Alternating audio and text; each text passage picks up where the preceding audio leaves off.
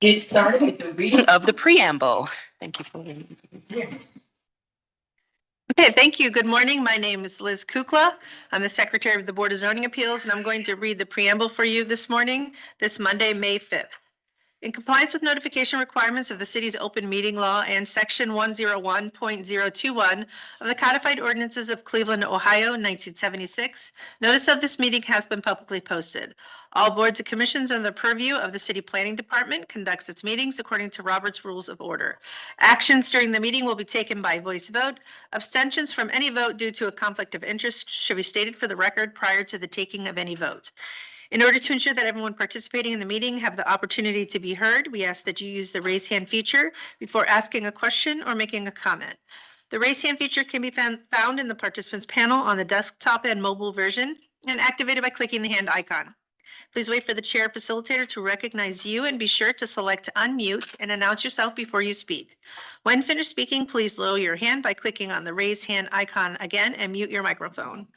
We will also be utilizing the chat feature to communicate with participants. The chat feature can be activated by clicking the chat button located on the bottom of the WebEx screen. Please note that call-in users can unmute by using *6. All meeting activity is being recorded via the WebEx platform. These proceedings are also being live streamed via YouTube for public view. We have provided a link to the meeting for those who wish to speak on a particular case via our website and email.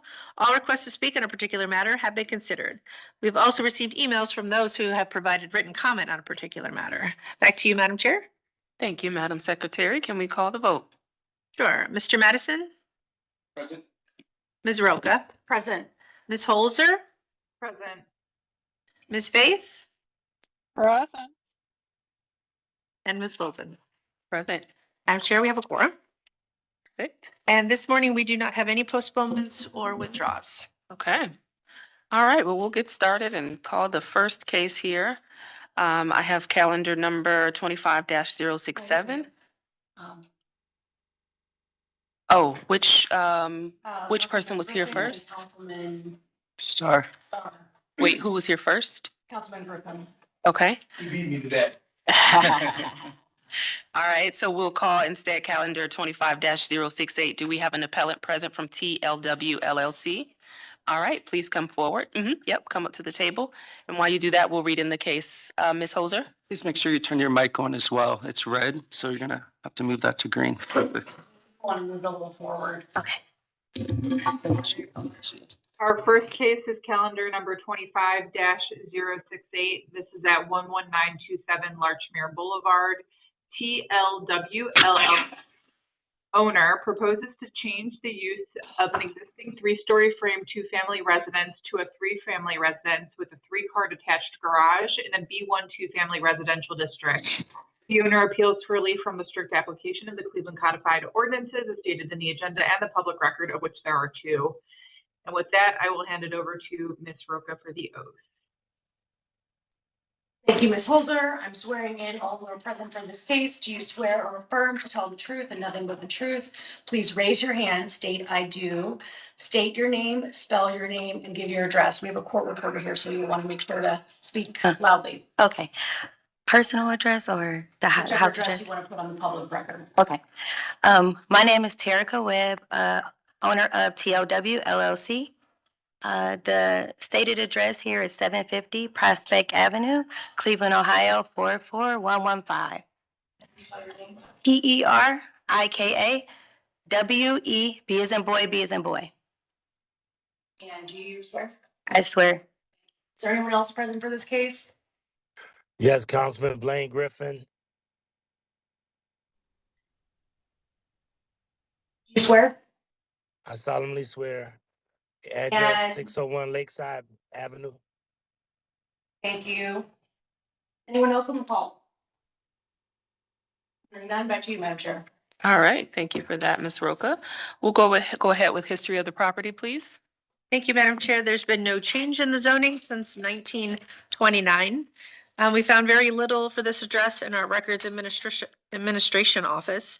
Found that in 1919, a permit was issued to erect a single-story garage. There are no variances on file. And then in the more recent history, we did see that in 2024, a certificate of disclosure was issued to the property stating that the authorized use is as two-family. And that's all I have. Thank you. All right, thank you for that. Legal, please. Madam Chair, members of the board. Let's see, appellant is requesting a area variance and a use variance from the minimum distance requirements of the zoning. No, sorry, I can't read that.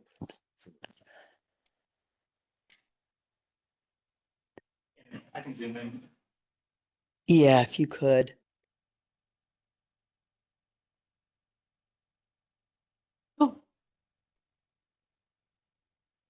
Madam Chair, members of the board. Appellant is requesting a use variance and an area variances from the minimum lot area and maximum gross floor area requirements of the zoning code. To obtain the use variance, appellant must prove that denying the request will result in an unnecessary hardship particular to the property, such that there will be no economically feasible use of the property without the variance, will deprive the appellant of substantial property rights, and that granting the variance will not be contrary to the purpose and intent of the zoning code. To obtain the area variances, appellant must prove that denying the request will create a practical difficulty not generally shared by other land or buildings in the same district, will deprive the appellant of substantial property rights, and that granting the variance will not be contrary to the purpose and intent of the zoning code. All right, thank you for that. I'll now turn to you. Can you tell us a little bit about your project, please? Sure. So I recently purchased a home in 2024, closer to the end of the year. Okay. Did some cosmetic updates, and there is a third floor that is completely unoccupied. It's framed up, and there's a solid one-bedroom unit already there. So what I would like to, what I proposed was to install a bathroom, which is already plumbed up to the third floor. It was there already. And also a small kitchenette. So this is more so just for a single person, one bedroom unit. Okay, That's it. all right, And these are, can I keep going? please. Yeah, okay. Can we go back? Or was it for, I'm not sure. Can we go to the, Yeah, I can. There's just a bit This of is it? delay. oh, okay, I got you. Thank you. This is the property, that was the property on the left, before we started. And now this is, actual photos of the first and second floor unit. Very modern, updated. And this is exactly what I want to do for the third floor. Okay. Yep. And it already has a 3-car garage attached, so it's not like we wouldn't have enough space. These were just the zoning codes, and of course, my goal is just to increase housing availability. There's not a lot of affordable housing. This is the proposed conversion of how it would look. You go up the stairs, the kitchen is directly in front of you, followed by the bathroom. And this is a bird's eye view of how it would look as well. So that bedroom that's back there, that's already there. And this is, if you press play, I know it's a delay. Yeah, our Wi-Fi connection isn't too good. So Okay. the video isn't gonna work, but I have So- all your attachments. Okay, so I created a 3D model where you can see the entire, how the entire third floor may look after it was done. And just the benefits to the community. Again, quality, great housing. As you can see, just everything that aligns with the demand of the environment. Larchmere is beautiful, walkable. I've enjoyed my time meeting the neighbors next door, across the street. Everyone seems so pleasant. So I really like having this home. And this is the garage area. So you can see it's enough space. And that's the third garage that needs a door. Okay. It's the side entrance where everybody typically goes, and most people do not go through the front door. And that's the stairs. That's how it looks now. And to the left is where the bathroom will be, and right is living space, and then that bedroom in the back.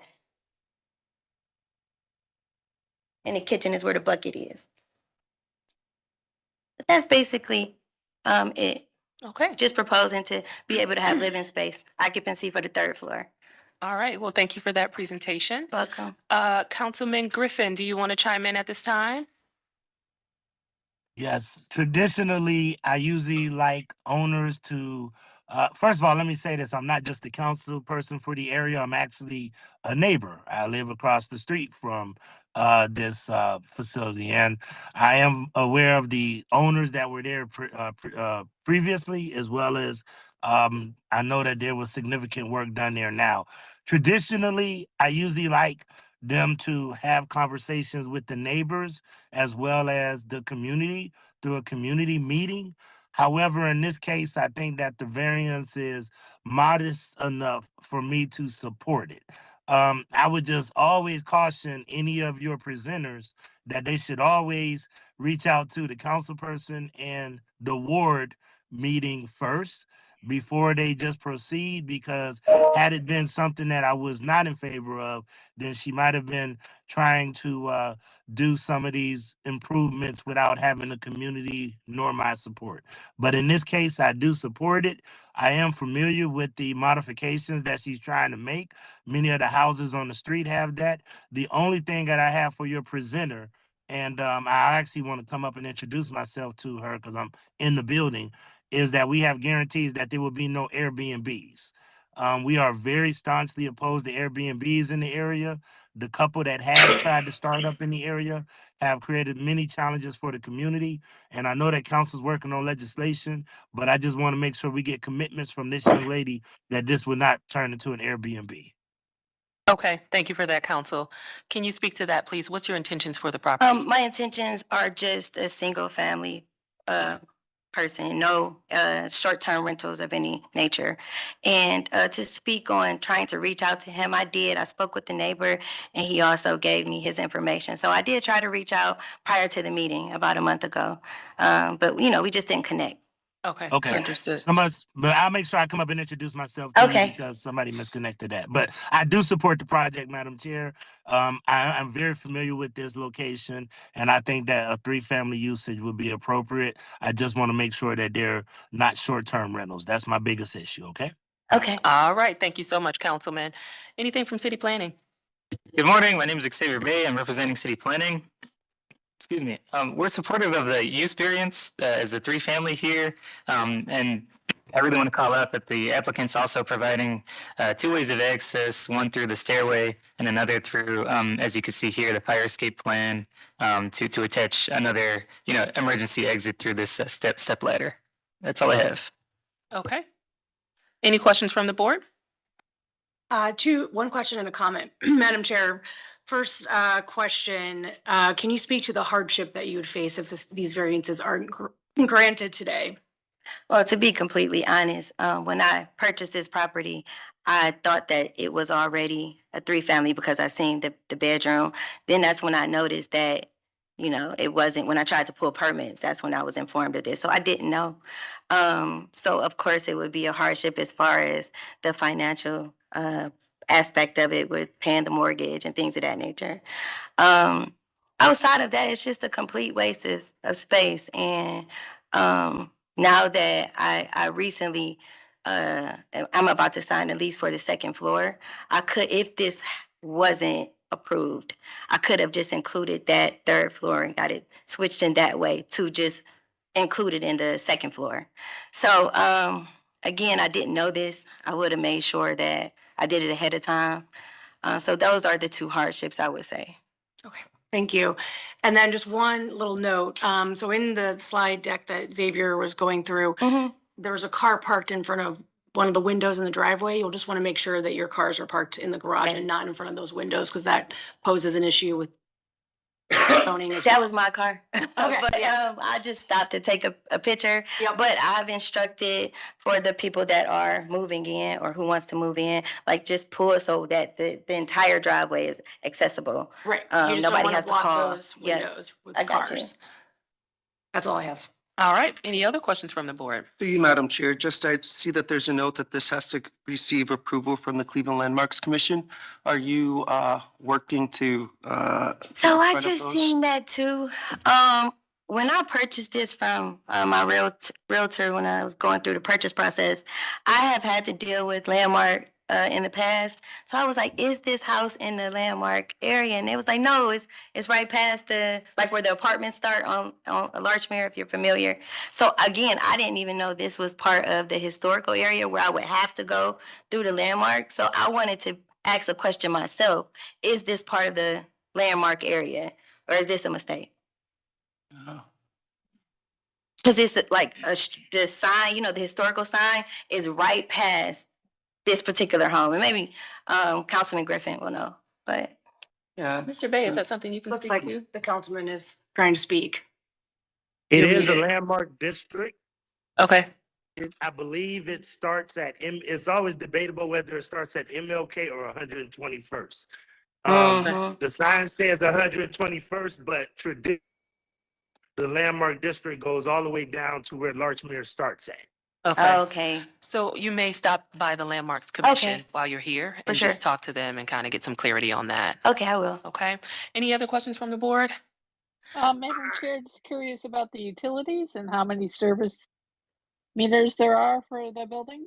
Yeah, so that's what brought about all of this. I tried to get just get the lights turned on for the third floor, and that's when I found out. So I would have to get all of this approved in order to pull the actual electrical permit, and then I can get a third meter. Right now, there are only 2 meters on the home, and I am going with more than likely electrical for the heating and cooling as well.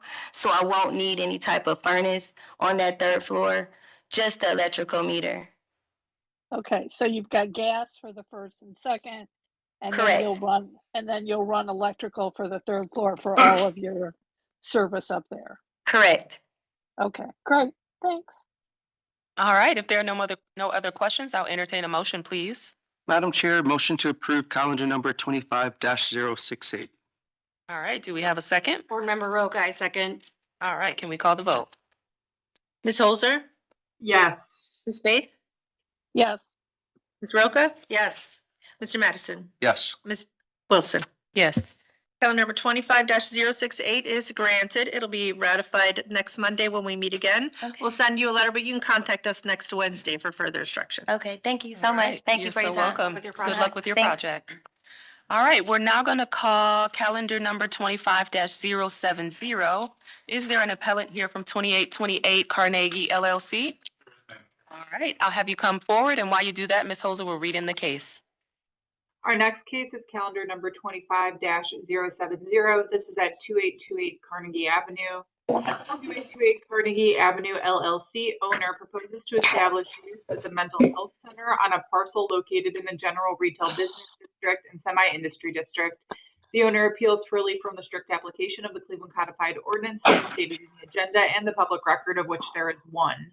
And with that, I will hand it over to Ms. Roca for the oath. Thank you, Ms. Holzer. I'm swearing in all who are present for this case. Do you swear or affirm to tell the whole truth and nothing but the truth? Please raise your hand, state I do, and state your name, spell your name, give your address. Mr. Zimmerman, attorneys don't swear in. Go ahead, sir. I swear I do. John Koch, 2828 Carnegie, How do you spell that? KOC, JOHN, KOCH.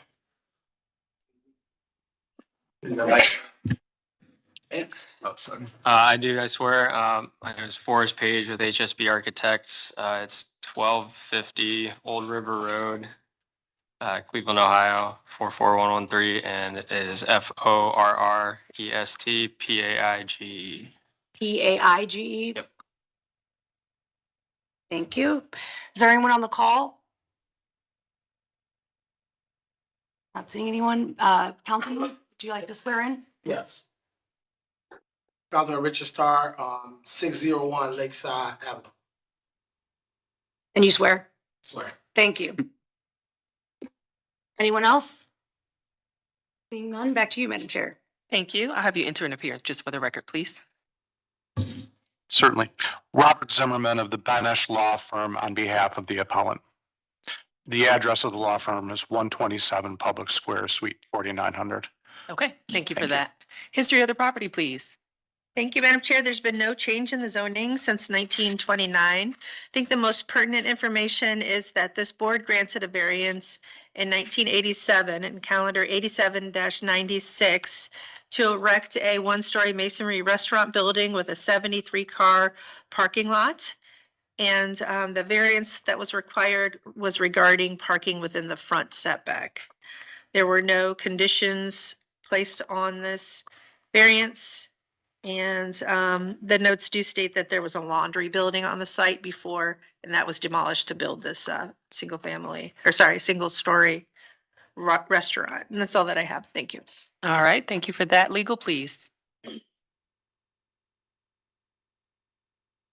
Madam Chair, members of the board, appellant is requesting a use variance from the requirements of the zoning code. To obtain the use variance, appellant must prove that denying the request will result in an unnecessary hardship particular to the property, such that there will be no economically feasible use of the property without the variance, will deprive the appellant of substantial property rights, and that granting the variance will not be contrary to the purpose and intent of the zoning code. All right, thank you for that. I'll turn to the project team. Who would like to speak first? I'll speak first if I may, Madam Chair. Again, Robert Zimmerman of the Benish Law Firm on behalf of the appellant. This is a very unusual situation. The Community Medical Services, it's an addiction treatment program. It is operating right now as we speak, just down the street at 2020 Carnegie, where we're located right now. Same zoning district, same everything, same operation. There's just one problem. The property is being taken by eminent domain. So this very important facility is about to be, for lack of a better term, homeless, and it needs to operate as close to the current location as possible to serve its very needy constituents. So they were able to find this other property literally up the street at 2828 Carnegie, same zoning. But there's a situation where it's an institutional use, and that we understand that is first permitted in the institutional district, not necessarily permitted as a right in the current zoning, yet it's the same situation right up the street. Same zoning, same everything. We're operating without any issues of zoning whatsoever. So we just propose to move a few blocks away to operate the exact same way in this particular building. The hardship is, well, it's not only in terms of unnecessary hardship under the zoning code. I mean, this is a community hardship. We're really concerned about being able to continue to operate. It's just a strange situation where the property is being taken by eminent domain and we need another place to go. And what's just so unusual about it is, again, the zoning is the same, but we got the notice of nonconformance because of the designation of the zoning, and that's why we're here to ask for the variance so we can continue to provide the very important services for our constituents. I would ask if you'd like, John and Forrest, if you want to speak anything further about it.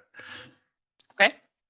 I'll just speak really quick too. It's like Mr. Zimmerman was saying, it's currently operating. It serves about 413 people throughout a day. It's an outpatient opioid treatment program.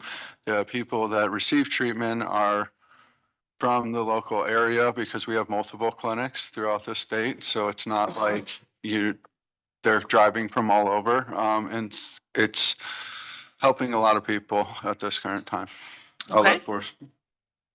Thank you. I think Mr. Zimmerman covered everything that we really needed to say. The only other thing I would bring up is that because it's an outpatient clinic, the Ohio Building Code views this use as a business use, not an institutional use, because no patients are being kept on premises outside of business hours, and it does not serve any patients who are incapable of self-care, which are the defining factors of an institutional use by the Ohio Building Code.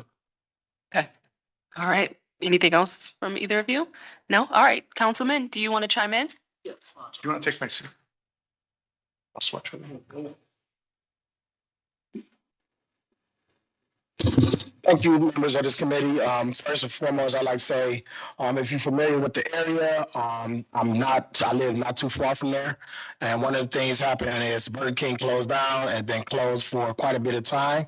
But then also, if you know, right across the street from there, we have a lot of different issues dealing with people loitering, different activities happening on that corner. But also understanding that I got a chance to do a tour of the facility down the street from there maybe about a year and a half ago, learn about some of the programs that they were offering in the neighborhood. So being able to get this approved today will be something that can really help with the neighborhood and also get some services that's much needed closer in proximity to where a lot of different activity takes place. So I do support this initiative. I did get a chance to meet with all of the owners of the facility, as well as Jay Lucarelli, who is Minuteman, who owns the actual facility. So this is a wonderful opportunity to bring a service closer to the neighborhood, so people can get the services that is definitely needed. So I do support this initiative. Okay, thank you, Councilman. Anything from city planning? Good morning. My name is Xavier Bay, representing city planning. We're in support here.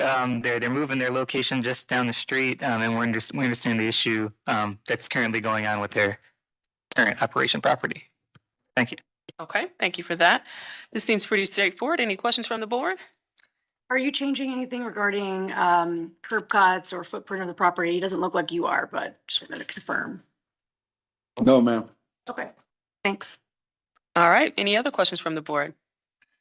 Madam Chair, I think we should have for the record the hours of operation and staffing levels. Okay. You should speak. Madam Chair, my name, John Koch. Madam Chair, the hours of operations for this facility currently at the 2020 location, which will just move down, are 5:30 a.m. to 2:30 p.m. Monday through Friday, and then Saturday and Sunday.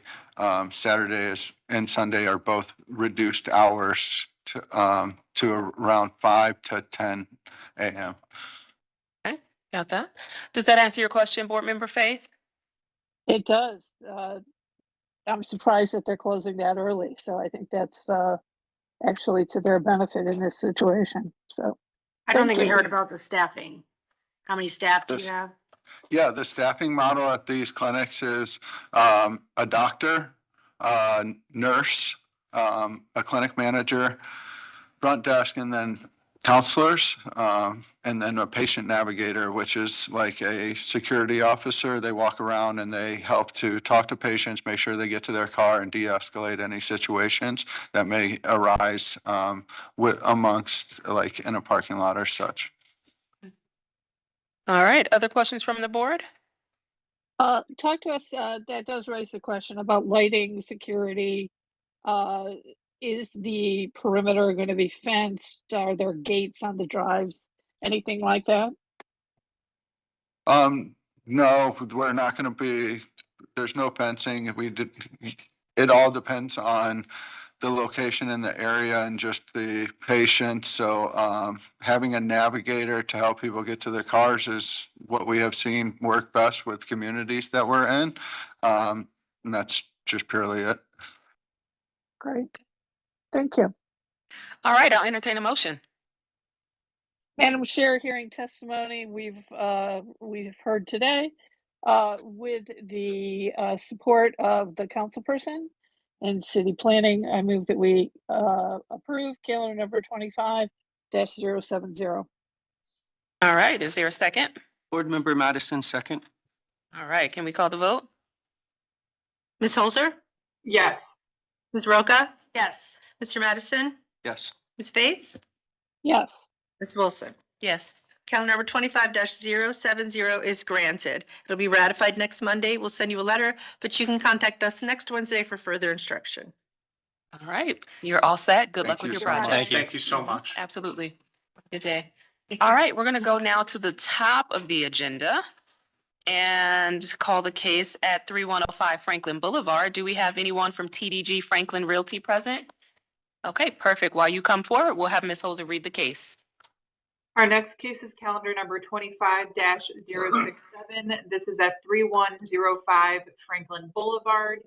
TDG Franklin Realty, owner, proposes to establish use as a 2,200 square foot cafe in a two-family residential district. The owner appeals purely from the strict application of the Cleveland Codified Ordinances as stated in the agenda and the public record, of which there is one, with a note that Landmarks Commission approval is required, as well as a lot consolidation. And with that, I will hand it over to Ms. Roca for the oath. Thank you, Ms. Holzer. I'm swearing in all who are present for this case. Do you swear or affirm to tell the truth and nothing but the truth? Please raise your hand, state I do, state your name, spell your name, and give your address. I do. My name is Brad Nosen. Live at 4911 Franklin Boulevard, Cleveland, Ohio, 44102. Thank you. Wait, can you spell your name for us? Sorry, Nosen, Nosan. First name Bradley, Bradley. Okay, thank you for that. Sure. Go ahead, sir. James Asimis. I live at 3060 Maple Court, Cleveland, Ohio, and it's ASI, M as in Mary, ES, and I swear. Yep, that's good. Thank you. Go ahead. Paul Sherlock, SHERLOCK. I live at 3406 Clinton Avenue. And do you swear? I swear. Thank you, Paul. Anyone on the call who would like to speak in this matter? Or anyone else in the room? Seeing none, back to you, Madam Chair. All right, thank you for that, Ms. Roca. We'll go to history of the property, please. So I do want to. Wait, hold on one second. Madam Secretary. Thank you, Madam Chair. This property was originally zoned multifamily in 1929. Then in 1985, it was placed in two-family residential. In our Records Administration Office, we found that in 1928, a permit was issued to erect a dormitory, a gymnasium. In 1960, a permit was issued to erect a passageway from the dormitory to a house on the property that was known as the Sisters' Home. 1960, later in 1960 as well, there was a permit issued to convert gym to a private chapel, to convert a brick house on the property to administrative office. We do have 3 variances on file for this address in calendar 87-315. This board granted a variance in 1987 to convert a former office for YWCA to a dormitory. And then in calendar number 22-223, this board granted a variance to establish or to change the use from elderly care complex to 38 apartments. And this was granted without any conditions, and that was in January of 2023. Was that the variance for the larger project? Are they on the same lot? Yes, they're all on the same lot, and unfortunately, I didn't find much about the barn. There's not really any information about that. But there is an apartment building on the former YWCA building. Thank you. Okay, legal, please.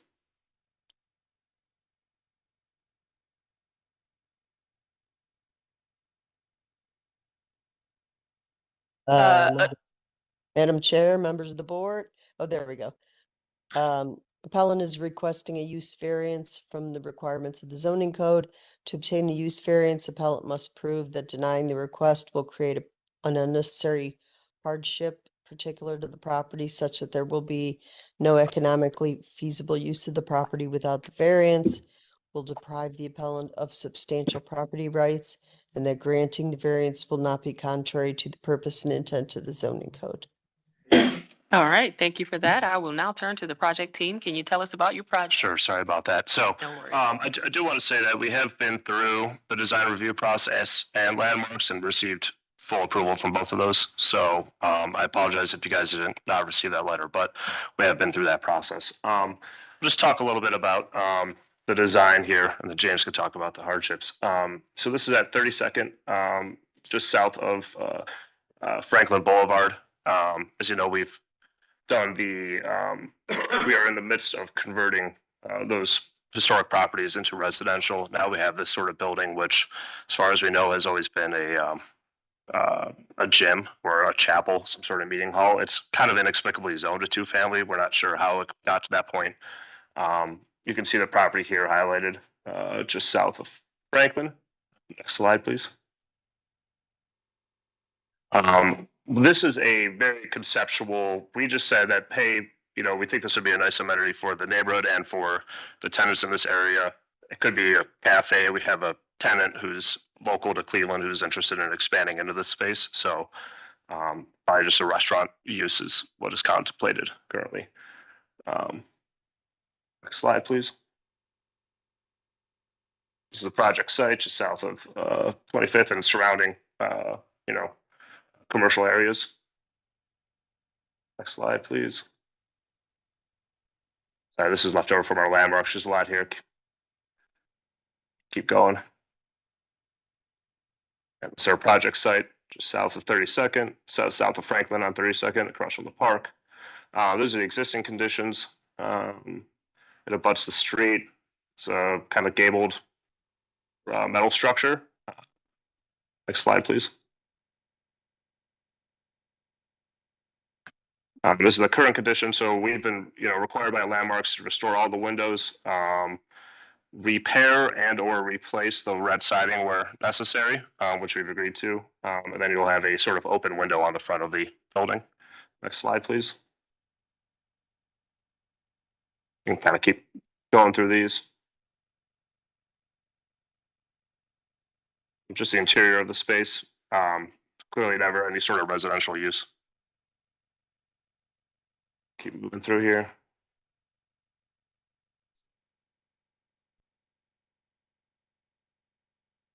And so we're proposing a addition of, using the front, you can kind of see the front porch there, facing 32nd for people to go out and have a coffee or whatever it may be.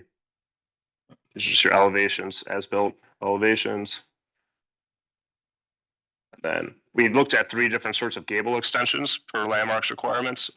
They opted for the third one, option 3. So that's what we went for. And then we kind of brought a little more light into the front of the space by proposing a garage door into that space. Received a lot of good feedback from the design review committee and landmarks, and received approvals from both of them. So keep moving through this. Thank you. This is ultimately what landmarks approved for this project. Historically, all 4 corners of 32nd and Franklin were rezoned as 2-family, yet none of them are 2-family properties. We're, in addition to rehabbing the existing structures on the southeast corner, we're building new apartments on the northeast corner of 32nd and Franklin. There's a condominium building in the old YMCA on the northwest corner, and then a senior living facility on the southwest corner of Franklin. You can kind of see that facility's driveway and parking lot open up where this red shed would be looking across 32nd as well. As Brad had mentioned, this has never been a residential building. It was not built as that either. So it's just a metal frame structure that you would do for a pole barn equivalent today. It's not very, it wasn't built adequately to be residential as well. The previous lot splits, there were 2 parcels on this property initially. The lot line bisected this building for some reason. Again, it's a vestige that we inherited from it. We've gone through the approval process to get the lots consolidated and split again into 2 conforming lots that don't bisect any buildings. This allows us, for financing reasons, to have separate financing for the red shed, just because the timing of it with the apartments is different from that standpoint. We have received historic tax credits for this project on the south side of Franklin as well, which again kind of presents a few limitations on what exactly we can do with this building. So a lot of things have put us in a box where commercial use is our only option, and what we can do around it and what we can do with this building are pretty limited. We saw commercial conversion of this as well as something that was an ancillary use that'd be beneficial to the apartment conversions on the rest of the project as well. A lot of access elements needed for this commercial building could be satisfied both from a accessibility issue and just a general operations issue by our control and redevelopment of the historic buildings on the property into apartments as well. I think that there's. Comments? It says so. Yeah, I okay, think I very have. good. We'll Yeah. call you next. Do you have comments? Do you have comments about this? Okay, please come forward. Yep, you can roll your chair up if you'd like.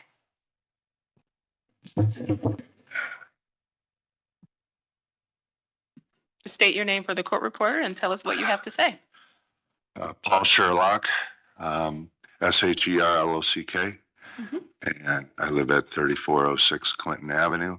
And I submitted a letter last week in response to this hearing. I'm not sure if you want me to reread that letter or as part of this hearing, or just make comments to the development group.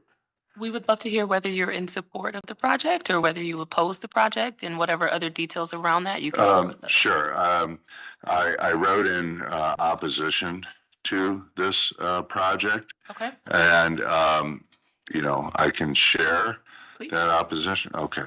So first, I want to say that I submitted a letter on behalf of my friend Jim Schlecht, who lives right next door to this property. And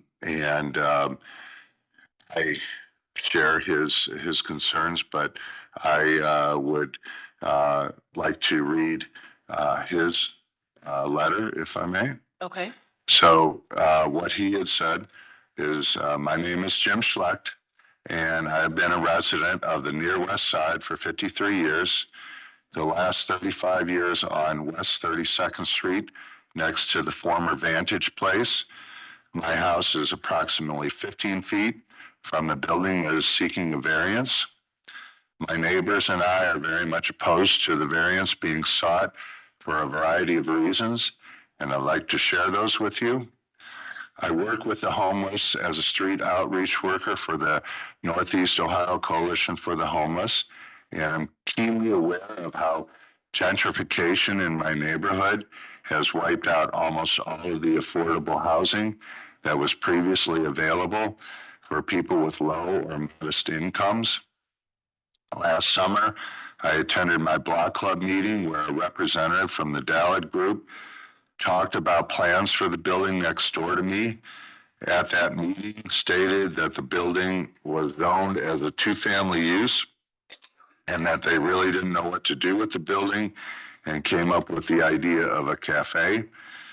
During the question and answer period after his presentation, I proposed that since it is zoned as a two-family unit, would the Dallad Group be willing to meet with some folks from the neighborhood and some nonprofit organizations that provide housing to see if the building could be used to provide housing for two families. Also, another neighbor, Paul Sherlock, contacted our councilperson, Carrie McCormack, on several occasions to see if he might facilitate a meeting with the Dallad Group. Carrie, after initially showing interest in arranging such a meeting, stopped returning phone calls. Likewise, I never heard more from the Dallad Group after the block club meeting. I feel like this could be an opportunity for the developer to give a little something back to our neighborhood instead of just coming in and building expensive apartments that many people in our community can't afford. I'd like to share some other reason that other neighbors who are opposed to the variance mentioned in the block club meeting. It was pointed out that there are 7 coffee houses / cafes within a mile of this location. Parking was another issue that was mentioned. During the spring, summer, and fall, our street is lined with cars bringing their families to Fairview Park, which is a wonderful thing. What is needed in our neighborhood, however, is not more coffee houses, but affordable housing for those who want to live in our neighborhood but can't afford to do so. I would much rather have as neighbors 2 families living next to me than a cafe. This could be an opportunity for the developer to give back to our neighborhood. It is my fervent hope that if the variance is denied, the Dallard Group would be willing to sit down with members and organizations in our community to discuss other creative and life-giving options. Thank you for listening, Jim Schlecht. And, my own sentiments, I mean, I agree wholeheartedly with what Jim has said. That's why I'm here. I would like to extend an invitation to the Dallard Group to talk about, if they're willing to talk about such options. As mentioned in the letter, I had tried to facilitate such a meeting on several occasions with our council person to no avail. That concludes your comments? Yes. Okay, all right, thank you so much for Thank coming you. down. I'll give the project team an opportunity to respond to anything they see fit. So I did do a presentation as a informational presentation to the Community Block Club. That evening I met Jim. We had a nice conversation. I then received an email follow-up from Gary McCormick asking about how to get in touch about this. I then received a call from a person, and I cannot remember, I apologize, who it was, from the city of Cleveland, just who was wanted to ask me about affordable housing options here.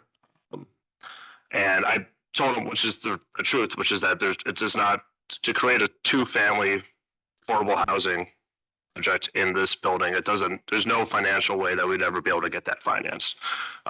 It's not feasible financially to turn that building into a 2-family unit is the result of that. So, and the person from the city said, okay, they kind of dropped it. So I had not heard anything more beyond that. I had a nice conversation with Jim and then with the city affordable housing project manager. When you say it's not financially feasible, what makes that so?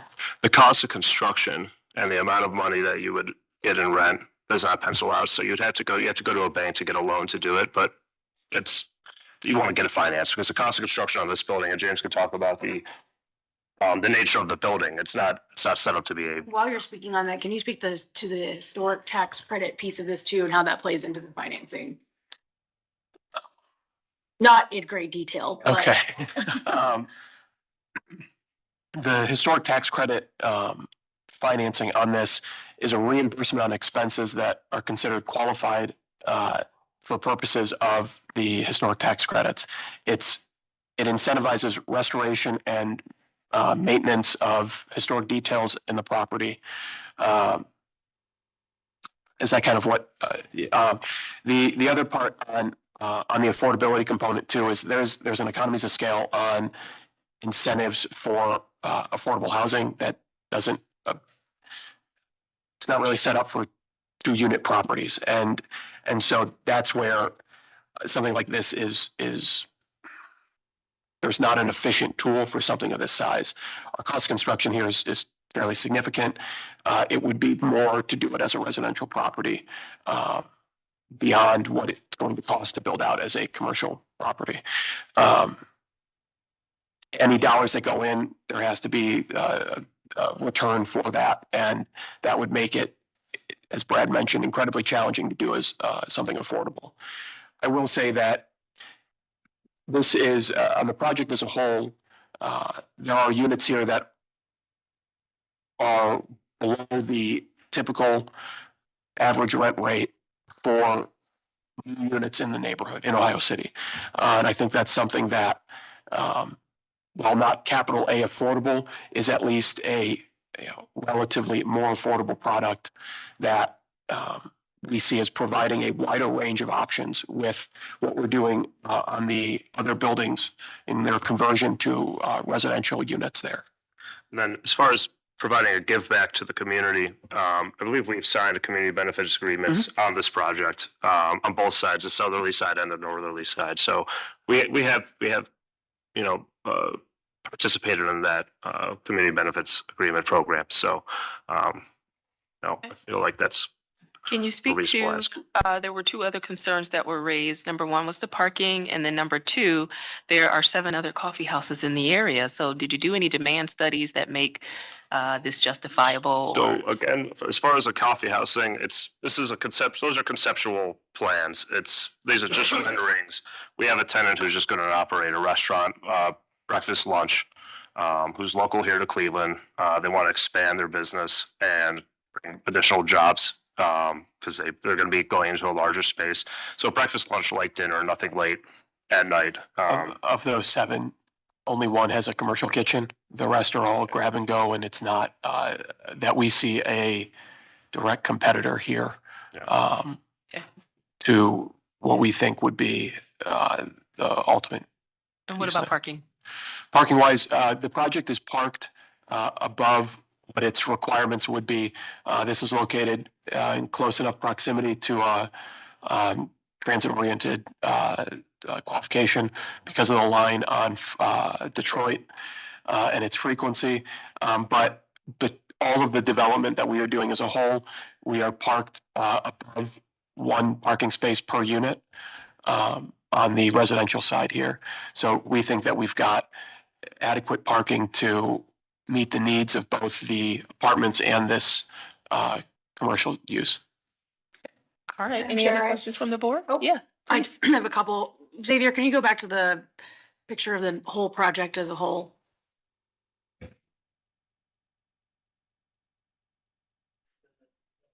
The finished, Conceptual drawings? yes. Excuse me, you mean the renderings? Mhm. That one right there. Yep. So that curb cut and driveway, Yes. is that going to be in use?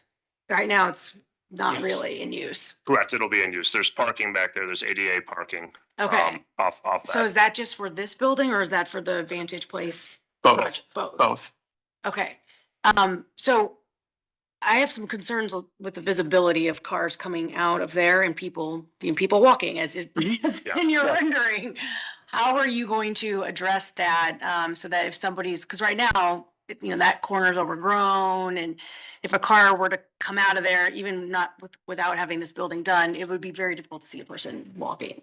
So if you could speak to that, and then also speak to the front of the, I'm gonna call it a porch, but the front facade of the building, are you going to have, activate that space? Will there be any like tables and chairs out there? Do you plan on having music? That kind of thing. So that, I'll speak to the front porch if you want to speak to the cars. The front porch, as you can see, the thought is to have some tables or little stools for people to sit on and eat their sandwich, but it's not wide enough to even have like music or anything like that. It's just somewhere you go, you can have your sandwich, whatever, sit out there. The design review and the feedback from the neighborhood, the House City Design Review, was that there was concerns about privacy and sound as you look south. And so as you can see, the northerly side of the porch is open, but we were very reasonably required to kind of close up that porch in order to help keep sound in and away from the rest of the neighborhood. So that's the intention of the porch, basically. Thank you. And then the city also required us to have former planning director Wong asked us to have a sort of stair ingress and egress off the front there to kind of actually replicate the built form in the rest of the neighborhood. If that makes sense. Okay. and then that driveway is about 15 feet wide. It looks a little tight in the photo there. That retaining wall does get pulled north in the kind of final version of it. That's part of the apartment construction that wasn't rendered on this drawing, but so that it is going to be a little bit wider than a typical drive to get out that way. We did that for visibility just because it is going to be a point in and out as well. How many mirrors? Like we don't have them in the plans for it. We can certainly add one of those Yeah, might be a good idea. convex. There'll still be a retaining wall there, though. You're just Yes. moving it north Yes. and making that driveway wider. And are you widening the curb cut too, or the curb cut stay the same? Curb cut stays the same. Okay. And so you end up with extra space on either side. Yeah, I mean, maybe a mirror would help I'm not gonna we'll say that it's required, but just to make sure that people can see people walking. Yes. It's a huge, there's a park there, people walk their dogs there. It's a highly walkable area. Yeah.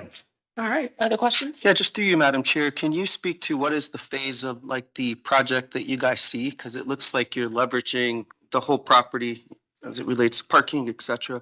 What's the project timeline that you guys have for this? Yeah, so the apartments will be completed, where are we at? Within the next 6 months. This building will be completed, assuming passage through here, completed this year. Thank you. And will this follow the apartments or will this be in place before? This will follow the apartments.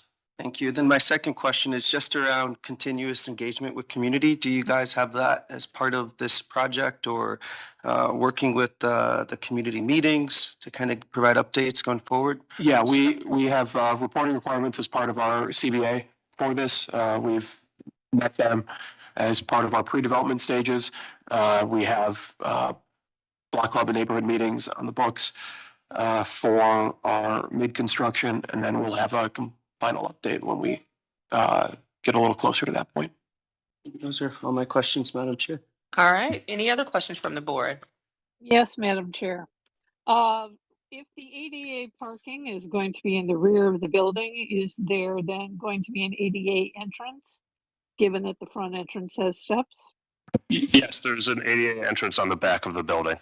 Okay. There should be a drawing with showing that on the site Okay. plan.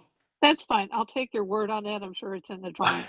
You can see, yeah. And also, if you, I believe that you stated that this building was of pole barn construction since its inception. Is that correct? Yes, it's metal structure with a handful of posts on the inside. Okay. So for the benefit of the board and perhaps the neighbors, if you might want to do a brief explanation of what pole barn construction is, as it differs from construction that might be able to be refitted into residential use.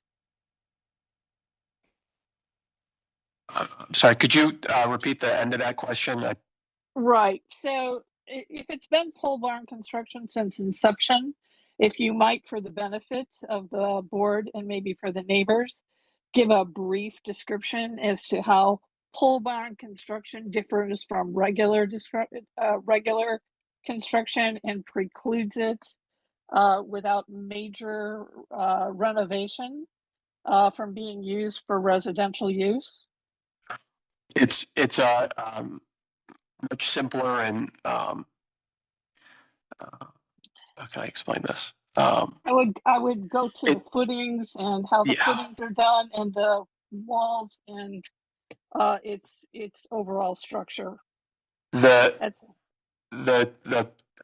foundations are much simpler and the insulating value of the walls are much less because it's not designed to meet the standards of what residential construction would hold itself to.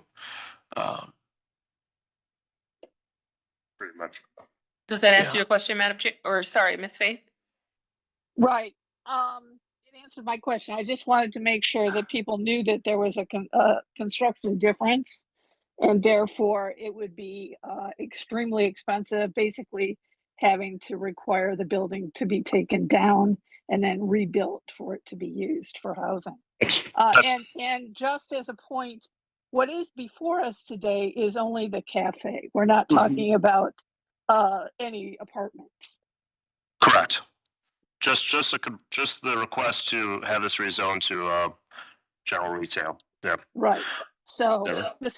discussioning of alternative housing, really, this building, based on its construction, is not suitable for housing, and we're only looking at this particular building.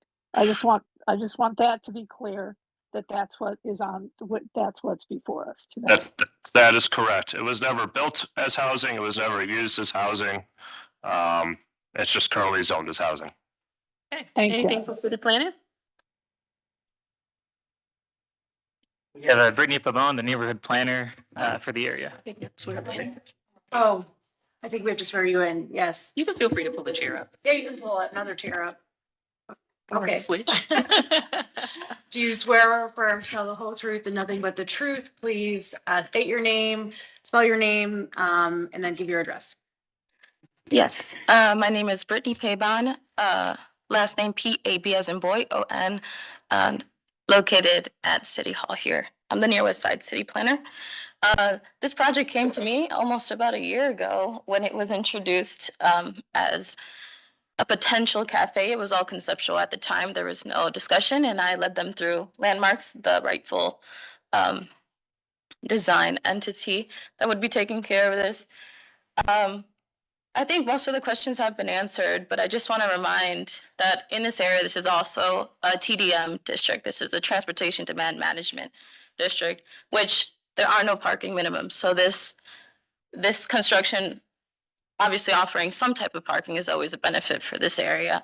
I'd also like to bring your attention to Bridge Avenue, where there's Phoenix Cafe, which is located in a residential district, but is basically giving amenities to the locals that are usually walking here. And I feel like this is a similar type of construction that's for this area. But other than that, I took a look, I did a window review, and I took a look at this area, and right now that barn is just kind of a blank facade, no windows. So opening this up for the residents to have something better to look at, safety, eyes on the street, I think is a benefit for this community. But also, one recommendation, if you could go to the renderings. And I'll finalize my comments here.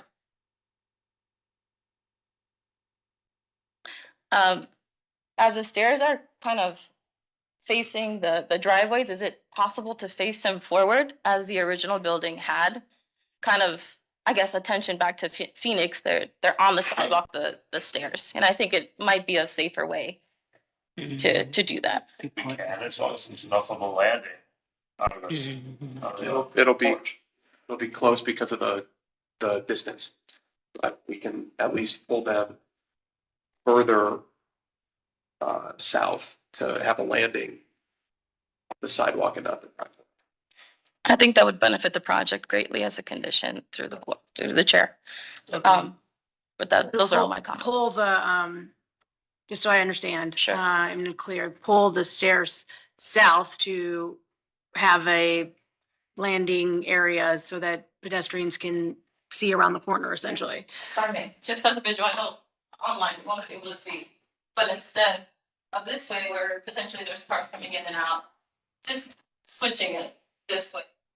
Actually, the original building has those types of stairs, and it ends at the zero lot line as well. And it offers kind of a more even entryway for pedestrians walking by. Sure. But also just, I feel like that's a safety matter. Yeah, I think that resolves your concern too, Yeah, of, that you is- know, pedestrian. Yes, I activity with do cars. have, that is my concern, is that it's gonna be difficult for people walking out of the restaurant, Mhm. cafe, and cars pulling in and out at the same time. Yeah. Is that Um, something that is, at this point, you can say is something you can do, or? I think we could at least have the current stairs that they are in are. They are different, I do agree. They're not conforming to code either. The rises are too great Yeah. to what we'd be held to now. They're also falling apart. They are falling apart. The problem is we need an extra step in there. And then that would, if we come straight out of building, that may put us into the right of way or having stairs that don't conform. So if we at least can have a landing, if the stairs stay the same orientation, but the landing. What if you took off the corner? Yeah, I think James, you're suggesting push the stairs this way. Is that right? So you have a smaller porch, you can provide more safety basically between, so you have a landing from here to here, the stairs start here. Does that make sense? Oh. I think it's something different, yeah. This says right here, keep those stairs, keep the beam, but pull the stairs to have almost a triangle. So that it takes both of the corners, basically. And then it offers safety from either end, and people can choose. Okay. Yep. Is that remotely feasible within the space? No. No. I'm just like giving a hopefully something.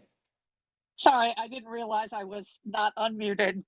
So I gave my Well, I think what editorial. we're getting at here is we're trying to reconfigure the stairs and the driveway for pedestrian safety. So if we can find a way to do that. Yeah, I can't move the sidewalk and I can't move the building. So Right. that's the finished floor of the building as well. We don't have a lot of flexibility on either. So if we have the room, we can do that. If we don't have the room to do it, I think our suggestion on at least putting a landing where you could walk off the sidewalk into a landing and then up the stairs that way. I know that could be feasible. I don't know if we have the room to go straight down towards 32nd with the current height of the floor in the red shed and the space we have from the building to the sidewalk. Okay, so maybe we just have you submit, work your plans and figure out what's feasible and just submit an amended plan to us in terms of what you're gonna do with those stairs. Sure. And we'll go from there and maybe submit it to your city planner as well, just to make sure she's in on it. Any other questions from the board? Madam Chair, I do think it would be wise to make it a condition to put fisheye mirror at that point, just as a precaution for visibility.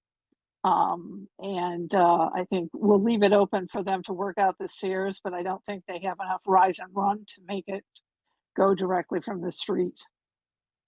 So, but we'll leave that for them to figure out. Agreed.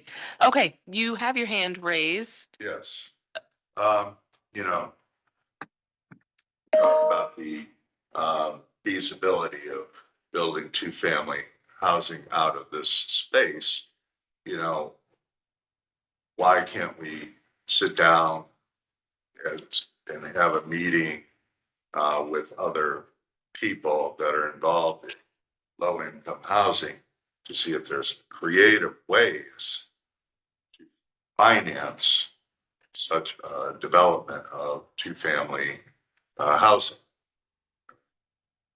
Can we at least explore that option where, maybe the burden isn't entirely on the developers, but that there's community involvement in creating affordable living in our community? Okay. Any response to that?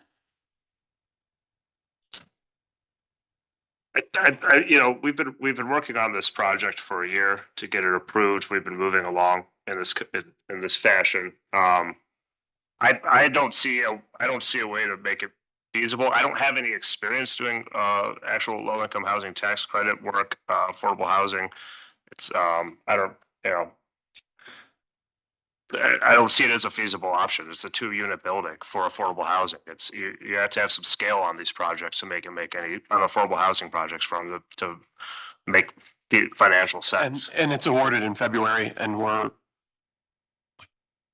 Yeah. It's a big delay. The LIHTC? Yeah. Yeah. Any kind of So lower that would be income. another whole year of Yeah. way we're trying to that's- get this project done. Okay. There's the- This is your last opportunity. I'll give you 30 seconds. Well, in response to that, with all due respect, I reached out to Carrie McCormick last summer about this. I'm not directly involved like my friend Jim is, but I did reach out on many occasions. And as Jim said in his letter, he tried to reach out to the group to talk about options. And, so, to say, okay, we've been working on this for a year. Well, so have we. Try to provide options to the path that they want to go. And I had met with Jim at the community meeting, which I was at, and presented presented to the community. I met him there. We discussed the option. I said, I don't think it's feasible. I think it's going to be extremely difficult to make this make sense. We can study it, and we studied it, and we don't think it makes sense.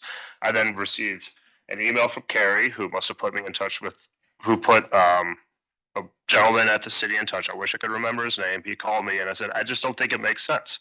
So yeah, that was the last I heard of it. And that's probably been 8 months. I've not heard any correspondence directly to us, and I apologize if we missed it, but Okay. that's what I have. So your team has studied the possibility of this being a two-family. Yeah. It doesn't work for you. Your That team, does not is what work I'm for hearing. us, no. Okay. Any other questions from the board?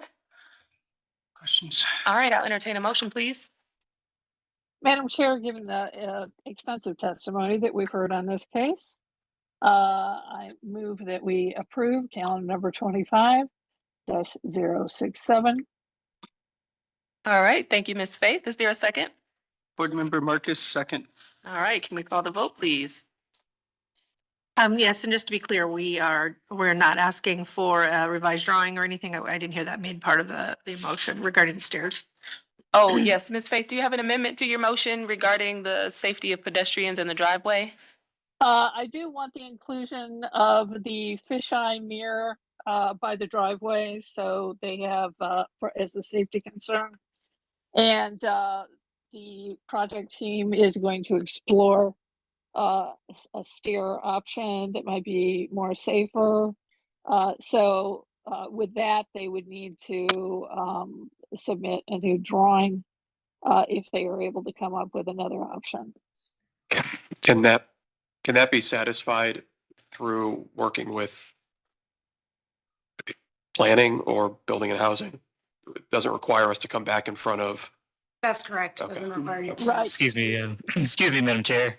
I believe since this is Landmark's jurisdiction for design, I think that'd be the appropriate body to follow up with.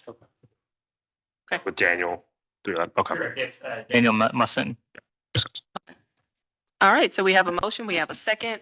We also have some conditions on that motion. Can we call the vote? So, Madam Chair, we'll make it a condition that they install a fisheye mirror at the corner of the building where the driveway is, and just with the understanding that they will work out a safer They will resubmit plans to Landmarks. resubmit plans landmarks. But we won't They're able- hold ratification and for that. I don't think we can. I don't think we need to. No. Hours of operation. Do you guys have hours of operation established? At this, for this tenant? I'm sorry. For the cafe? For the Yes. cafe, yeah, my understanding is that they're breakfast, lunch, and then they'll do dinner, but not a late night operation. Okay. So this is all conceptual at this point. You don't have the details with the tenant in terms Regarding of their open staffing and or close. hours or any of that. This is just. Yeah, that's correct, yeah, you've had it, yeah. Okay. All right. Madam Chair, I will make another addition, just for the sake of the neighbors, that there be no exterior music past 8 p.m. Okay. And that will, depending on what the tenant is, that should cover that. Okay. All right, we ready to call the vote? Sure. Mr. Madison? Yes. Ms. Holzer? Just before voting, I just want to say that as someone who works for an affordable housing developer, I both appreciate the need for and challenges in developing affordable units. I fully recognize that it is very hard to get affordable deals done, just generally. But with that, I am voting yes for this project. Ms. Faith? I am voting yes because as a pole barn construction, this would have limited use and not conducive to housing. So I vote yes. Did I call you Ms. Roca? You have not called me, no. Ms. Roca? I vote yes. And Ms. Wilson? Yes. Calendar number 25-067 is granted with the stated conditions that a fisheye mirror will be installed on the building by the driveway, that they will explore safer stair options and submit drawings to Landmarks for review, and that also noting that there will be no exterior music played on around the building after 8 p.m. This will be ratified next Monday. We're not holding it for an updated drawing for the mirror, I don't believe. And then we'll send you a letter. You can contact us next Wednesday for further instruction. All right, good luck with your project. All right, I'm now going to call the case that's located at 3118 West 17th Street. This is Kyle Knight and Diane Knight. Do we have an appellant? Looks like we do. Ms. Hoser, can we go ahead and read the case in, please? Sure thing. Our next case is calendar number 25-069. This is at 3118 West 17th Street. Kyle Knight and Diane Knight, owners, propose to build a home addition / new garage within the front yard in a B1 two-family residential district. The owners appeal for relief from the strict application of the Cleveland Codified Ordinances as stated in the agenda and the public record, of which there is one. With that, I will hand it back to Ms. Roca for the oath. Thank you, Ms. Holzer. I'm swearing in all who are present for this case. Do you swear or affirm that the testimony you are about to give is the truth and nothing but the truth? Please raise your hand, state I do, state your name, spell your name, and give your address. I do. Kyle Knight, KYLE KNIGHT. And the address on file can be this address, 3118 West 17th Street, Cleveland, Ohio. Thank you. Is there anyone else who'd like to speak in this matter on the call or in the room?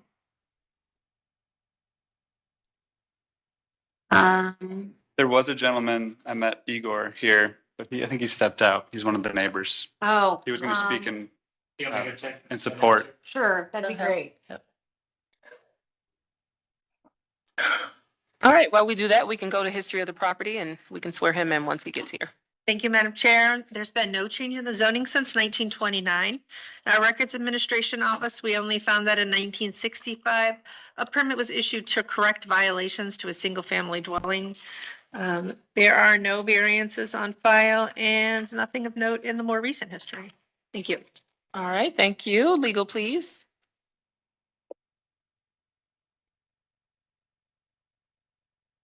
Oh, she's waiting for the. Can you make the slide show legal? Oh, yeah, sorry. That's okay. I didn't see anybody out there. Okay. Okay. You Madam want to give him a Chairman, call? If you need him here, you can. No, it's not. Okay. Madam Chair, members of the board, appellant is requesting an area variance from the accessory structure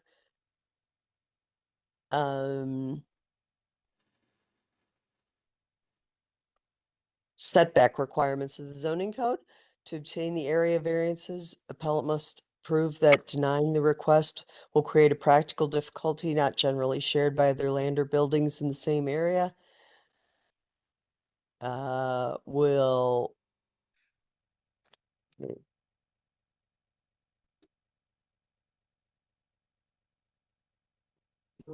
I'm sorry, there's something blocked my.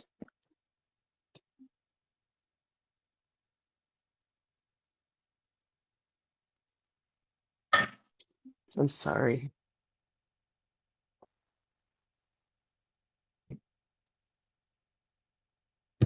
Excuse me, Madam Chair. If Mary's having technical difficulty, I think, Liz, do you mind? Sure.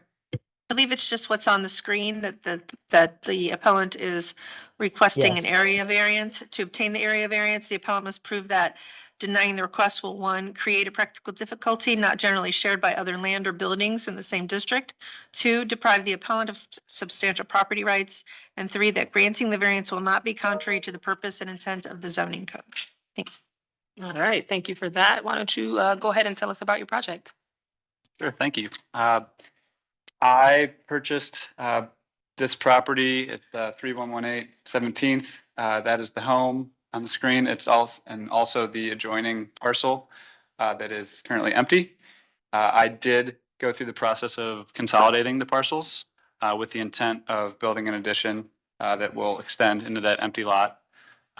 It is not a large square footage home for a single family. So my intent is just to create more square footage as well as have the 2-car garage for safety, but parking is an issue. And at the end of this dead end street, you can see there's also that fire hydrant there. So having a second house there and drive is, in my mind, impractical. You can see it's underutilized and needs attention. There is a garage there, seen in that picture at the end of our street, which, if there was an accessory structure that was not nice to look at or imposing some sort of problem, I think that would be a good candidate. But what I'm suggesting is, I think it is an important point also. It's being referred to as an accessory structure, but it is going to be a garage on the first floor and additional living space on the second floor.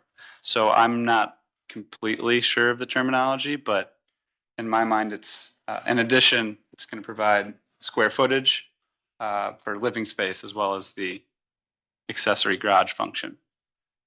It will be set back. There's going to be enough room to have a driveway. It won't be even with the front of the house, but set back just a bit, but not the 55 feet.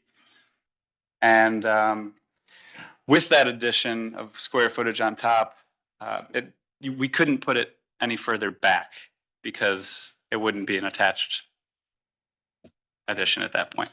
So I do plan on moving into this house with my family and improving the neighborhood in general. And that's my intent. Okay, thank you for Just that. to clarify real quick, so you can't attach it from the back? You can't, there's not enough space to do that, right? To have your addition go through the back of the house and then have the garage? Like you wouldn't be able to maneuver getting in there and through a garage, right? That's right. I mean, we looked at, that would require a driveway down the entire length of the property. And yeah, it's my intent to, since I consolidated these parcels, to utilize that the backyard is more of a private space. But as far as building a garage in the back of the structure, I don't think it would work personally, functionally. That answer your question? Yes, I only asked because of this other garage that I'm unclear how they were able to construct that where they did, that you're gonna be pulling, both garages are gonna be pulling in and out kind of in the same area. Yes, yeah, that's at the end of that street, and that's part of the issue is I want to be able to get off of that street because it is kind of messy and chaotic there. I'll mention that my wife is a healthcare worker. She works at Metro, and she'll be getting in at 4 a.m. and some nights, or 7 a.m. or 3 late at night. And I just want a safe place for her to pull in away from that chaotic street where that garage is currently located. Okay, thank you. Other questions from the board?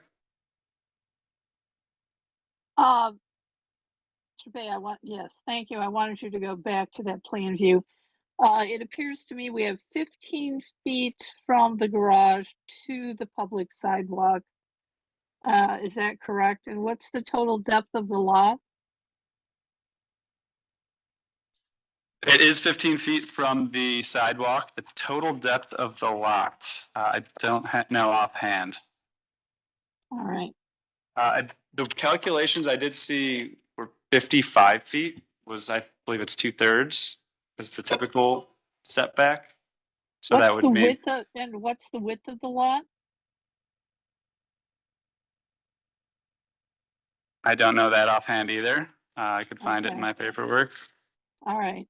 I'm just kind of going to Ms. Roca's question as to putting the garage at the rear and then doing a turnaround. And it appears to me that there is not sufficient lot width to be able to have a turnaround in the back. And the drive is 15 feet, which would accommodate a vehicle in the drive without overhanging onto the sidewalk.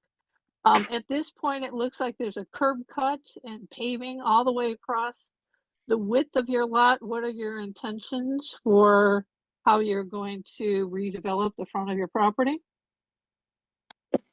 I intend on, so the curb cut is, Yeah, my intent is to have the curb cut only where that current driveway gate is, and then I would be happy to fix the curb there otherwise, Okay. or improve. And then you'll reinstall a tree lawn? Yeah, I'd be happy to. Okay. Well, I don't know. All right. Can he do that? I mean, isn't that Public. the city's area? Well, it's at this particular point, it's all paved over, so I think we want to see some improvement. What's your intent with the fencing? My intent was to take down that fence and build a nice entryway with a patio or some sort of nice cement step, and then a small 4-foot fence that would maybe be wooden. I would think something that is nicer than that chain link fence. Okay. There is a rough rendering in one of the other slides. It's more of a sketch. My intent was to go through this process and then create There you go. final Okay. drawings. All I think right. I would have the steps going forward, not to the side, and have a walkway up to the sidewalk. Yeah. And you have no intended use for that living space above the garage to be for short-term rental. Your intent is to use it for family living? No, the plans, the blueprints are in there, and that would be the master bedroom. It would be for Okay. increasing living space for my family. Super. All right. That's everything I have. All right. Any other questions from the board? Yeah, just through you, Madam Chair. I don't know if we asked about the practical hardship. Did we? I don't believe we did. I don't think we did. So can you just sort of speak to the difficulty that you will face if you don't get the variance? I did speak to, absolutely, thank you. I did speak to the fact of the street being a bit chaotic parking wise. And I spoke to my wife's profession, and she gets home late at night. So I just want a safe place for her and my child and myself to be able to pull off of the street and into a garage. I think that will help here. I also, we've had people come through there's I'm gonna rebuild the fence all around as well. We've had people break through the fence and come through our backyard. And I think having this garage up front will create, and then have the fencing around will create a private, safe place that otherwise open. We've had some people coming through. Okay, understood. All right, any comments from city planning? Thank you, Madam Chair. My name is Xavier Bay. I did want to mention a few things for the record, through the chair to Ms. Faith. It looks like the lot size is 52 feet in width and 110 feet in depth, approximately after using some measuring tools on our GIS. I did want to mention that any new fencing you'd have to submit a permit application to Department of Building and Housing, and if they find that any portion of it's non-conforming, you'll have to come back through Board of Zoning Appeals for approvals if the fencing's non-conforming.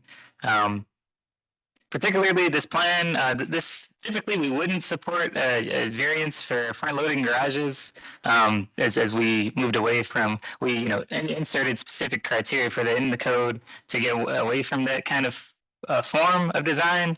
I will say that this case is rather specific as it's at the end of the block, so there's not really any potential for pedestrians to be walking all the way to the end of the block at this location. Typically, we would recommend that this garage be added to, as was mentioned by the chair, as was mentioned by Priscilla, to be added to the rear. But it does look like that would be kind of difficult to maneuver a car into if it were positioned that way. I think those are the only comments I have. It looks like You speak to there is going to be a point of conflict with both those garages. right. Yeah, that was the next point I was going to go speak towards. So the neighboring garage looks like that home is actually fronting. It looks like they're addressed Clark Avenue. And so in that case, if they are just Clark Avenue, the garage would actually be in the rear of that lot, which is more than likely why it's built that way. There are some, concerns we definitely have with the potential conflict of these two garages being actively used, and the potential for two cars to collide or events of that nature. Because of that, I would say, potentially think of pushing the garage addition further into the rear of the building, but it sounds like the applicant wasn't interested in that because of the difficulty to build the master bedroom on top, I think is what you mentioned.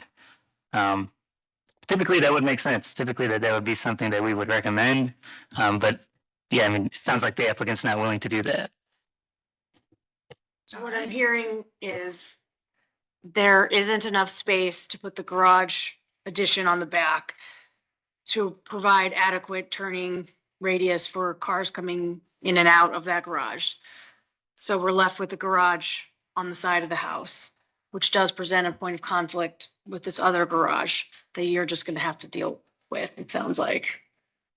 And I would accept that. I will say that there is, where that fire hydrant is, if that's where the pullout was or where the skirt was, I think that may be more of a conflict. I think there may be enough room since their garage is,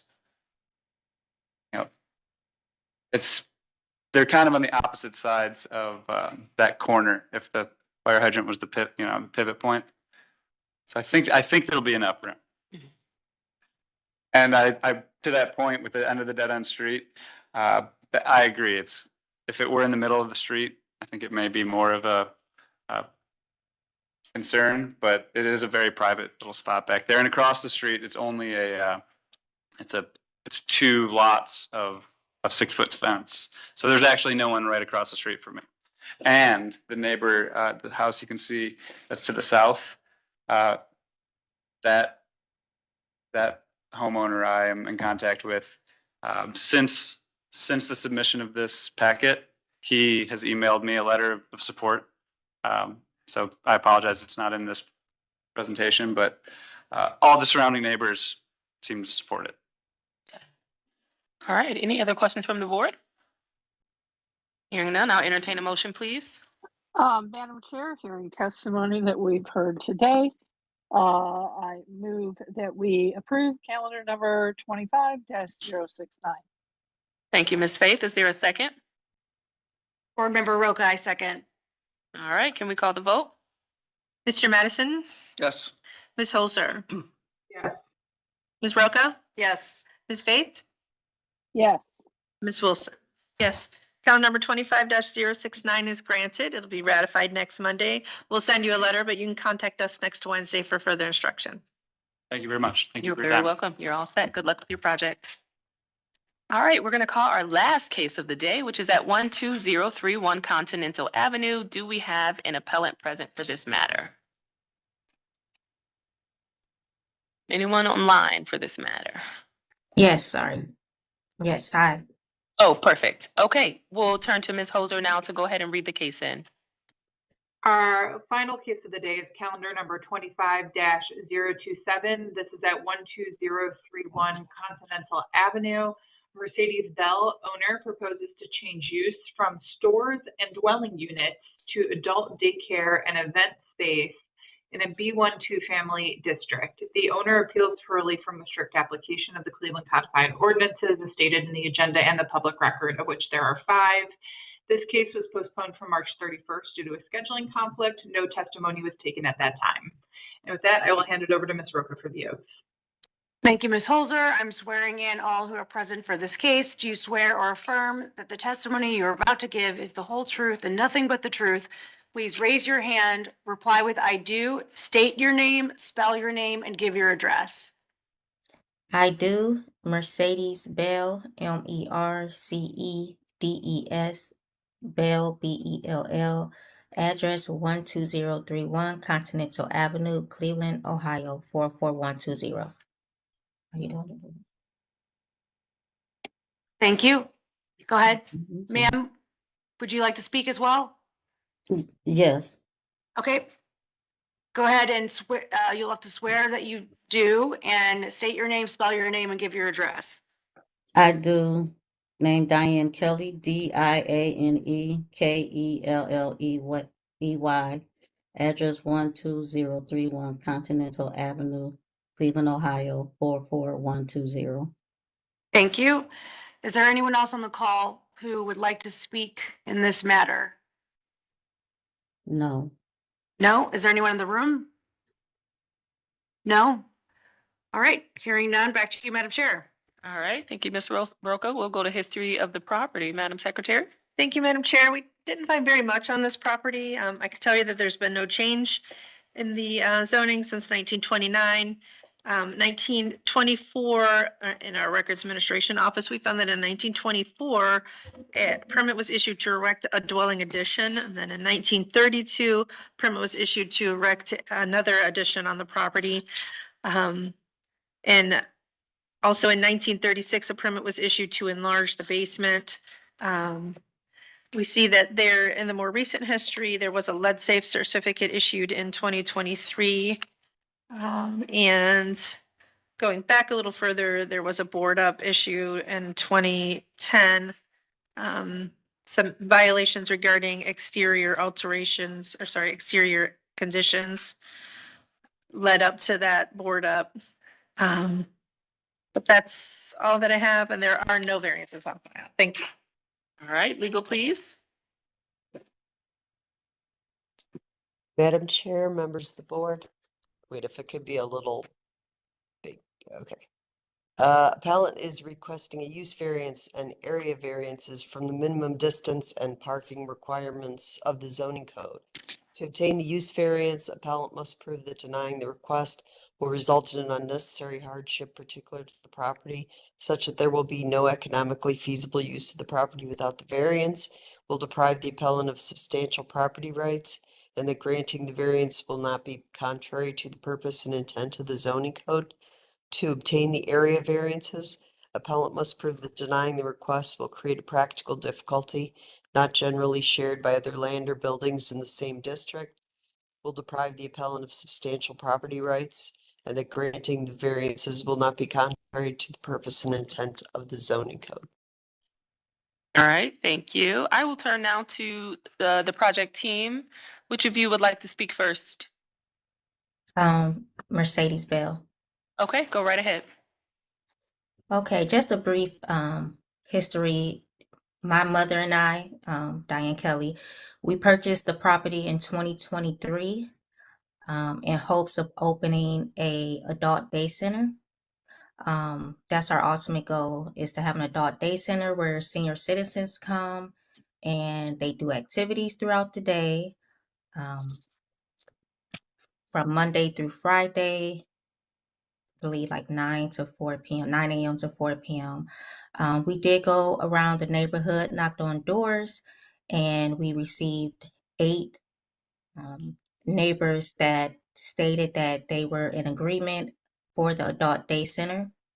We also talked to the councilwoman, Deborah Gray, on several occasions, and she was also supportive of the adult day center. So that's all I have. Okay, did you want to chime in, Ms. Kelly? Well, I know that there has been some pushback as far as the event center, but when we walked around the neighborhood, that the neighbors were all in favor of having a space where they can that was close by, where they can have gatherings with their families, something that's affordable and that, you know, like I said, they can have access to that's nearby. Okay, can you all speak to the actual like plans and operations of the adult day space, hours of operation, staffing, how many people you plan to have in the unit at one given time? Give us a little detail about the business plan, please. Yes, so The center, well, I'm a licensed social worker for one. So my background is in working with a very diverse population. So with the day center, we would at least have at the maximum 20, not over 20. Staffing would be, at this point in time, would just be me and my daughter right now. And maybe I have some older adults, children. And the operation would be from like 9 to 4. We would serve them breakfast and a lunch. And a snack. And a snack, yes. And like I said, I had different events, exercise. I have somebody come in and speak on dieting or health things such as diabetes, and different activities like bingo. So that's what we're, envisioning. Okay, and what hardship would you face if you don't get the variance today? Well, financially, I mean, we put a lot into the building already, fixing it up. So it would be a hardship on us because we, go We ahead. still have bills to pay. We have water, we have gas, we have electricity. You know, the building is pretty much up and running. So that would be the hardship. Okay, any questions from the board? Yes, Madam Chair, I have a question regarding the participants. So I just want to clarify, this is only a daytime operation. No one will actually be residing, none of these residents, they will not be residents. They will just be participants that come to the day center and leave at 4 p.m. Is that correct? Correct. Okay. That was my main question. Okay, any other questions from the board? Yeah, Madam Chair, through you, can you speak to a couple of things? One, maybe just safety, considerations for those attending. Also, the use of the event space as a whole. What do you guys kind of see? Is that more for the programming, or is that kind of for community events? And then the other part was around parking in the 13 spaces that are required. Can you speak to that as well? Yes, we're in the process of acquiring. There's several lots that are vacant right next to the building. So we're in the process of acquiring those lots. So we can use it as we wanted to use part of it as a garden for the participants, and then parking also. I'm sorry. But there's also street parking on the side of the building and the front of the building. And then we also have parking space that's connected to the building, which holds about 2 cars. And what was the other? I'm sorry, question? I lost the Yeah, no, question. thank you. I know there was like 3 questions in that one. The other one was about the event space and the use that you see for that requested variance. What would you like to do in that space? Well, we were told that we could not have an event space by Ms. Kim Scott. But so right now we're just going for the adult day center to be zoned, for the building to be zoned as an adult day center. Madam Chair, there is a variance request for an event space. Yes, but I mean, I for one would try to argue the point of us having that event space, because the people like in the neighborhood would like a nice area where they can go to that's convenient, that's not far, that's affordable. And we would really just hold like repast, baby showers and birthday parties, nothing extravagant. And then again, parking, you can park on the side of the building, front of the building. And then again, we we went door to door to each neighbor, and we ended up getting 8 signatures on Continental, in agreement with the day center and the event space as well. And again, there's a lot of vacant lots on that street, so there really aren't that many Houses or houses. anything near the building. Okay, any other questions from the board? My last question was around just safety. Anything that you guys have as it relates to, the adults or any of those things. Yes, we're in the process of putting railings and things like to that nature in the building. We have fire extinguishers. We're looking to get a ADE, or if I'm saying that right. What is it? ADA? That's it. You got it. AED. Machine. Yeah. Machine. So we're in the process of doing all of this, but one of the things that will prevent us from being able to afford a lot of things is not having the income to, we both work, but we also need other income to help with that. And so we was hoping that we could get the event space so we could do that. Okay. Thank you. All right. Any other questions from the board? Madam Chair, through you to Ms. Kukla, have we had any correspondence from Councilman Gray? I do not see anything in the file. All right. So do we have a- To the appellants, Councilman Gray typically has a pretty stringent policy of making sure she meets you in person, that you have community events and community engagement, that she walks through the property personally, and has a very good understanding of what you're going to do. And that's with regard to the adult facility specifically.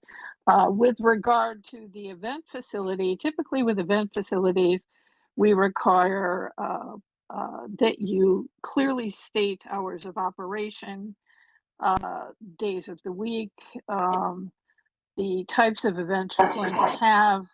And very typically, we expect to have security there.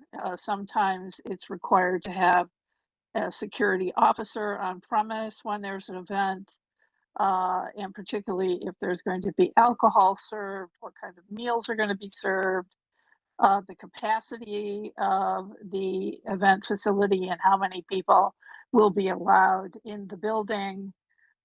Those are the sorts of things that are typical. We're not sure, since we have no communication from Councilman Gray, where she stands on all of this, particularly the event center. I am concerned when you're listing parking next to the building that you're considering that you're going to be able to park in the driveway next to the building, and that's something that we don't allow either. So can you speak to any of those issues for me?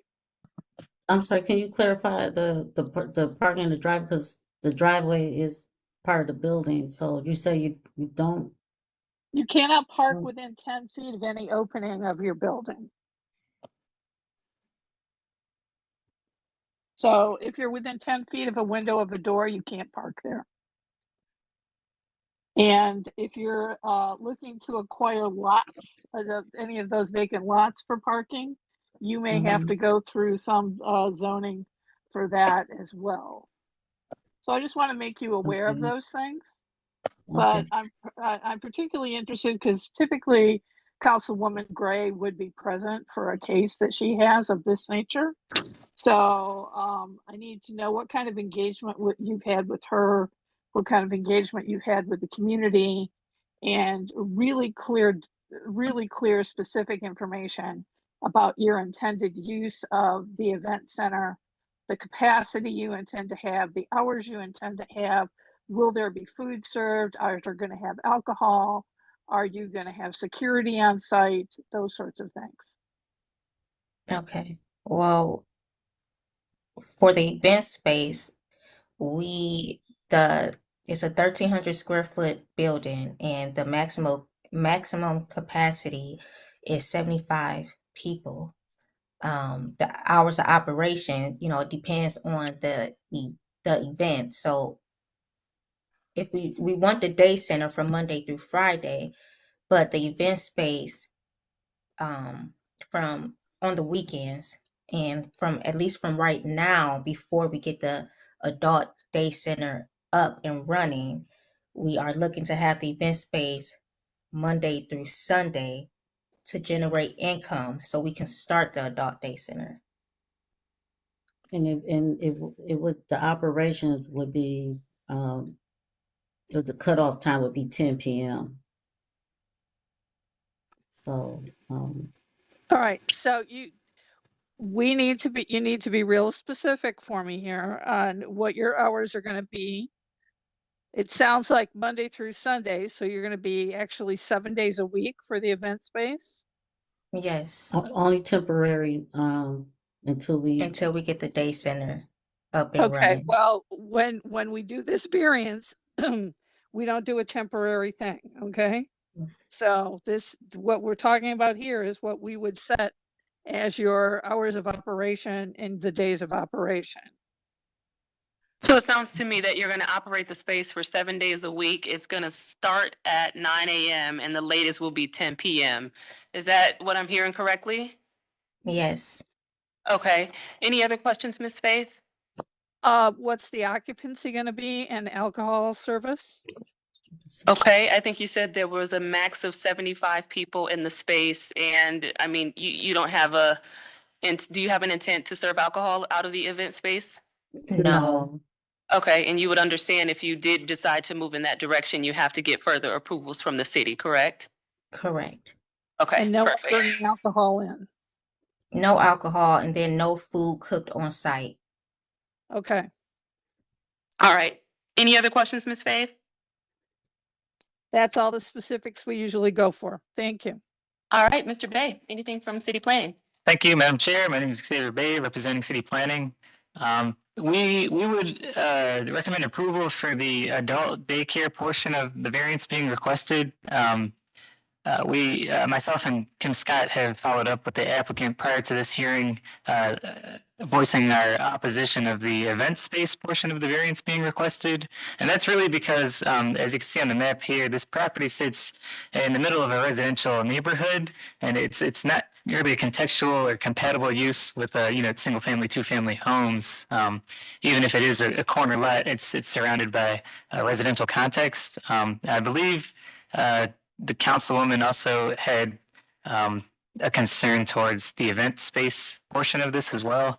And the main concern around the event portion of this is because there's not really a way for the city to kind of maintain the strict requirements that we may apply here. There's some concerns that we have, with policing or not necessarily policing, but just making sure that the stipulations that we move forward with from this hearing are actually going to be applied in the future.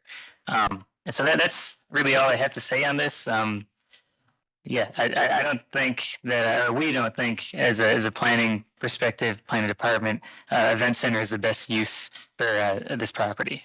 Thank you. All right, thank you for that, Mr. Bay. I will now entertain a motion from the board, please. Madam Chair, given the testimony we've had and the lack of input on this case from the councilperson and the information that we were just given from Mr. Bay, I would move that if the appellants are still seeking to have the event space included, that we would decline calendar number 25-027. Okay, so would you move to decline variance 1 and approve variance 2? Or are you declining everything altogether?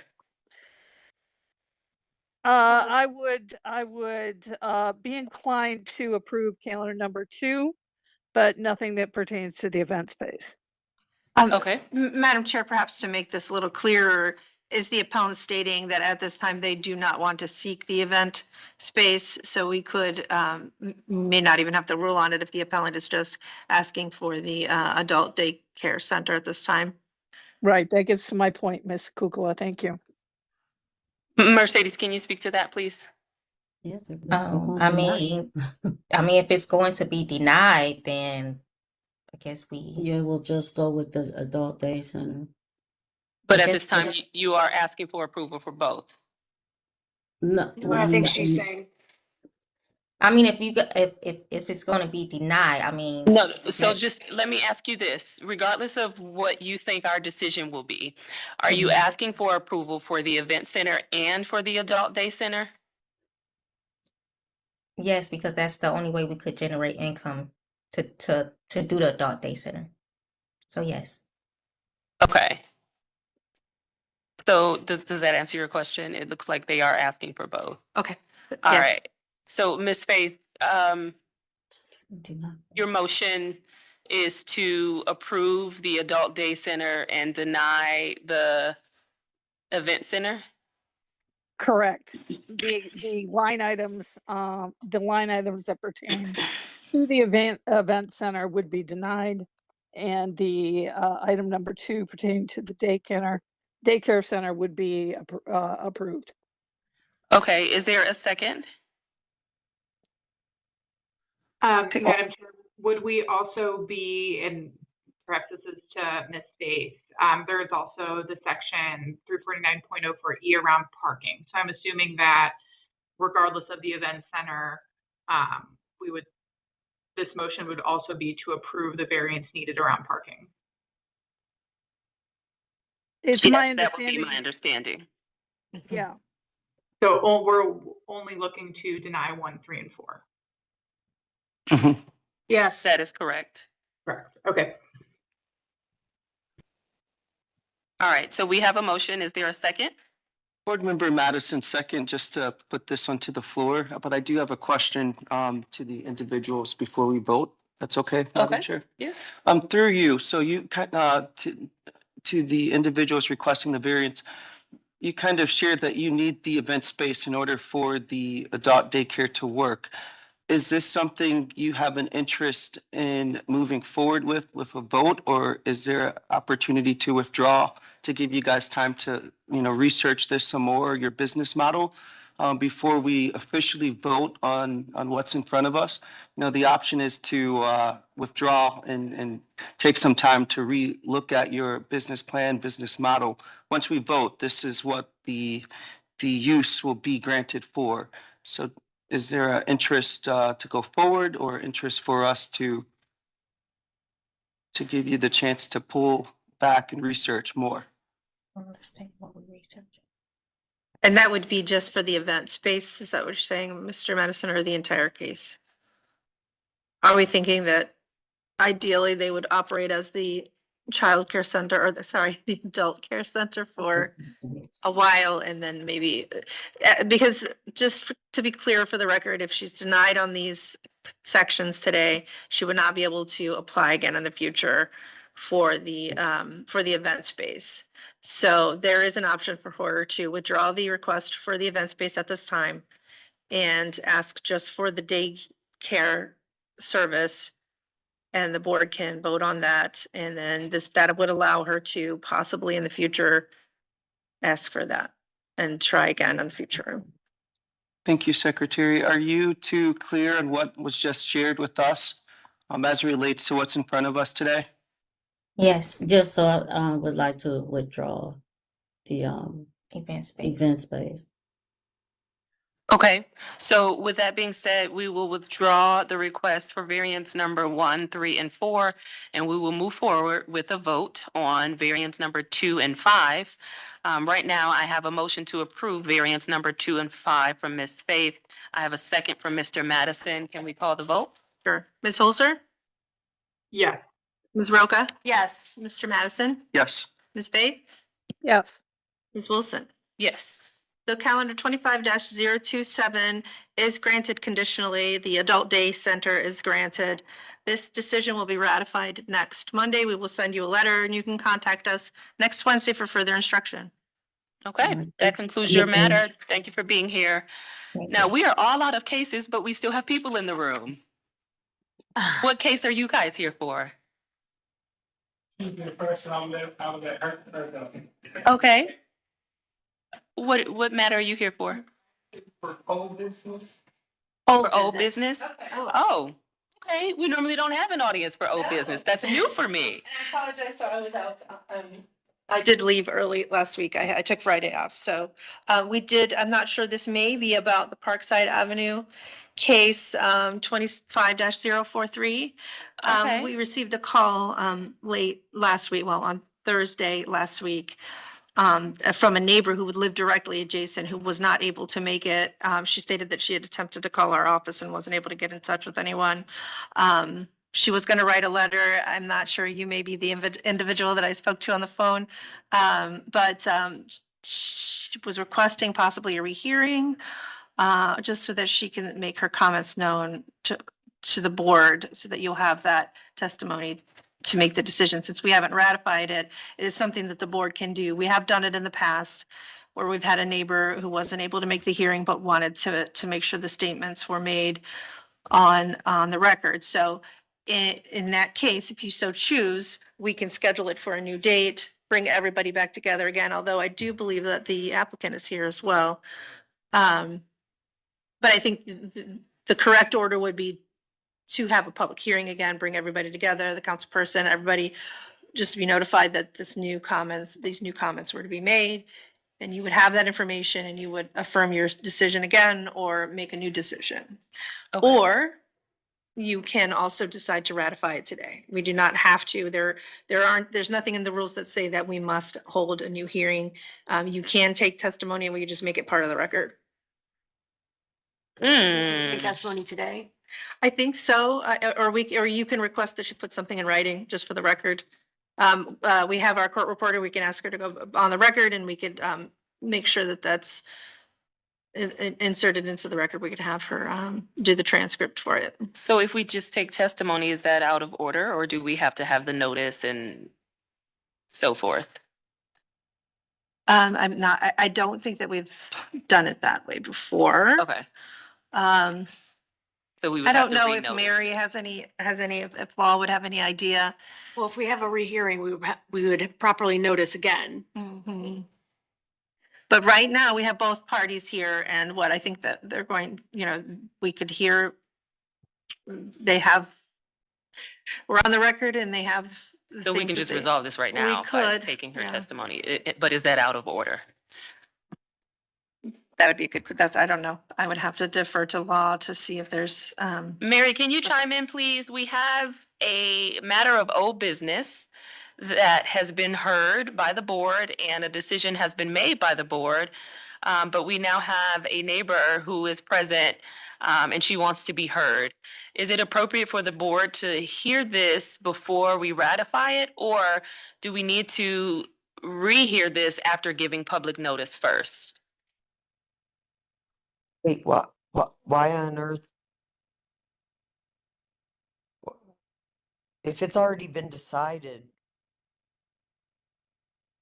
I don't understand why we're considering allowing further testimony. the appellant, the requester wasn't able to make it to the hearing last week. She had a conflict and is requesting that she can make comments. So I'm bringing it to the board to determine if this is something that we believe we should Was she rehear. properly noticed? We do have evidence that a letter went out. Can you speak to that? Did you get notice of the hearing? Okay. Come forward, please. And, Yeah. are we still on record?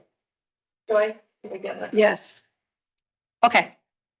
But if we're taking testimony, we have to have a case. I mean, The appellant is here, the applicant, I don't know who else. Yeah, and so I guess my question again to legal is this out of order? If we take testimony on this case that's already been decided, Yes. can we do that?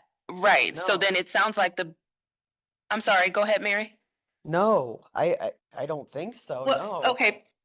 If she's, so that the board does have the authority to rehear cases if they believe that there's been an error. But we But need right, to this is not a rehear the- rehearing. Yeah, this is not a rehearing. To rehear, we'd have to properly notice, bring everyone back in, set a new date. I just want to make sure we're procedurally, we're following the right procedure in case, Right. there's an appeal or anything. Yes, so. I mean, maybe there's a way for her to add something to the record, but That's what I'm thinking. but I can't imagine you would reconsider anything. Yeah, Because Madam Chair. the appellant has rights to, as well, that need to be respected. And appeal rights are also available. So procedurally, I think that we need to carefully think through what we're doing here. Right. So let me hear about the notice issue. So typically, when there is a variance meeting, there's notice sent out to all of the neighbors. Are you stating you were not aware of the hearing or Was not notified. you were not notified? Nothing in the mail, no knock on the door. And I live inches from the property that's being discussed. Okay. Can you put a record? Pardon? Her name. Deborah McHam, MCHAMM.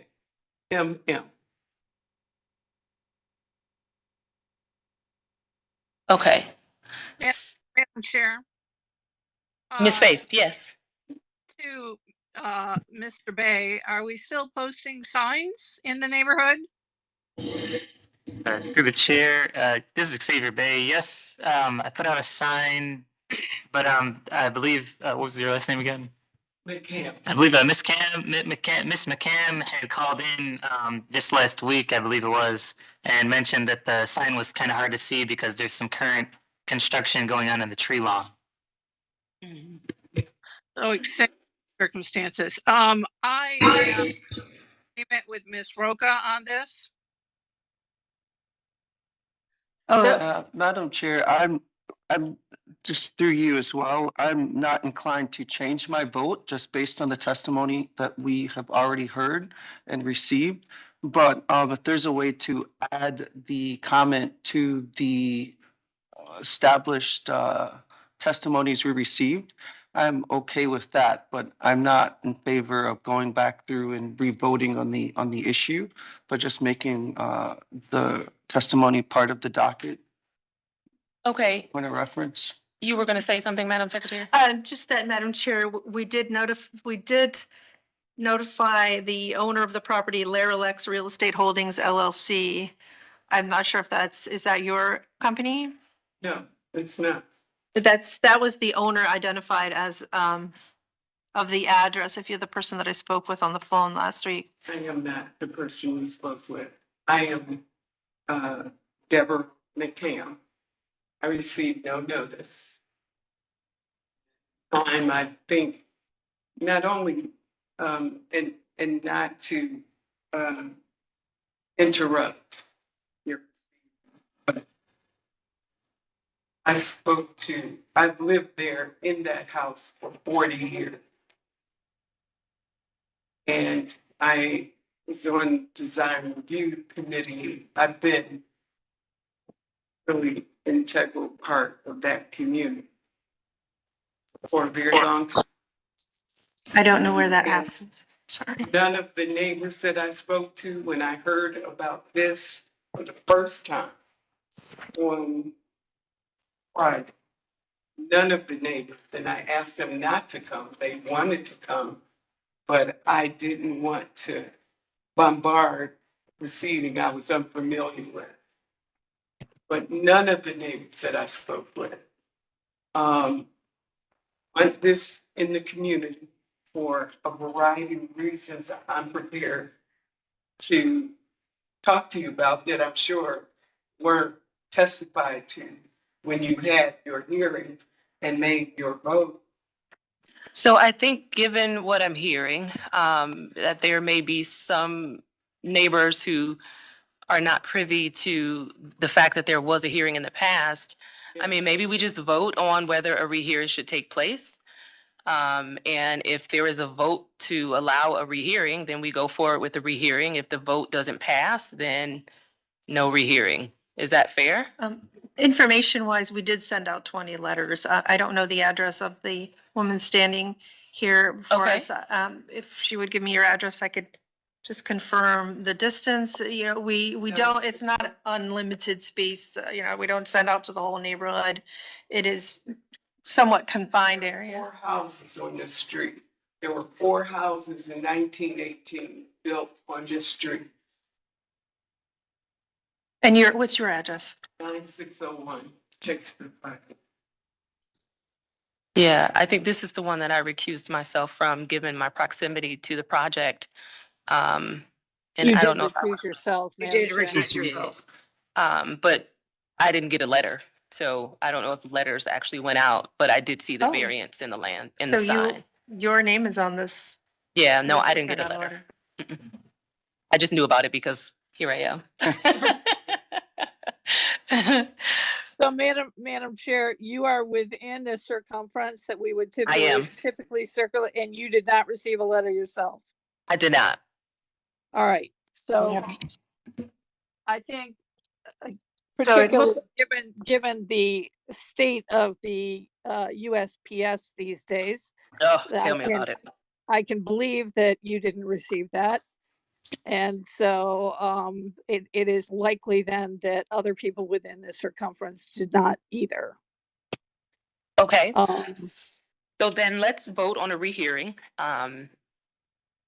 Given the circumstances where we have a neighbor who's present who did not receive communications regarding this, I'm going to recuse myself from the vote, but if the board members can vote whether they are in favor of a new hearing or not, I think that will help us to just decide this. So Madam Secretary, can you call the vote, please? Madam Chair, I'm going to go ahead and make a motion since you're recused on this. Mm-hmm. Okay. So I motion that we rehear calendar, sorry, I set my paper away. Calendar number 25-043.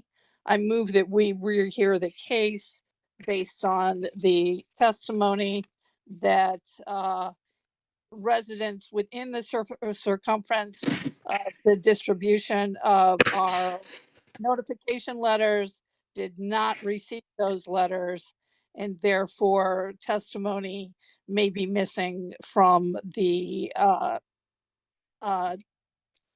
case for us to base our opinion. All right, thank you, Ms. Faith. We have a motion. Is there a second? Board Member Holzer, I second. All right, can we call the vote? Mr. Madison, Nay. Ms. Roca, On the issue of notice alone, yes. Ms. Holzer, Yes. Ms. Faith. Yes. And the vote carries, and we will rehear this case, calendar number 25-043 at 1115 Parkside Road will be reheard. New date. Meeting the calendar. June 9th. Looks like we have everybody here on that date. I don't see any absences. Okay, so we'll go forward June 9th with a new hearing for this matter, okay?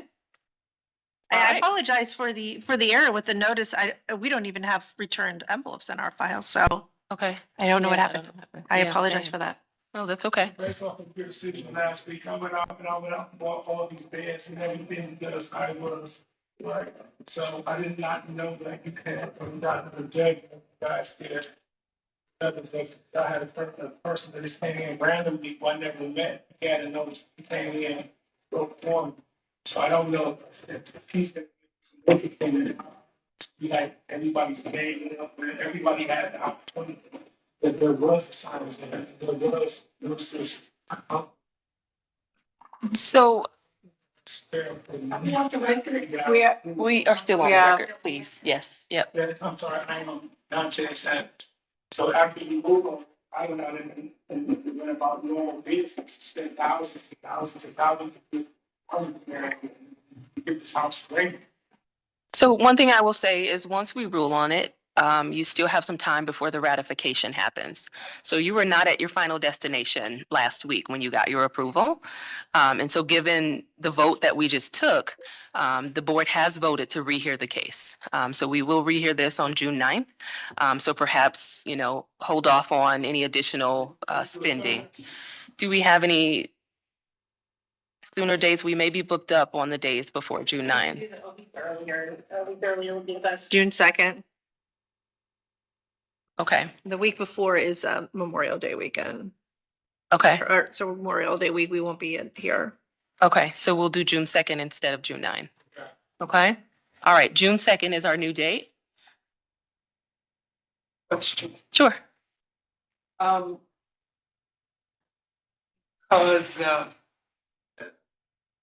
Because, I think part of this is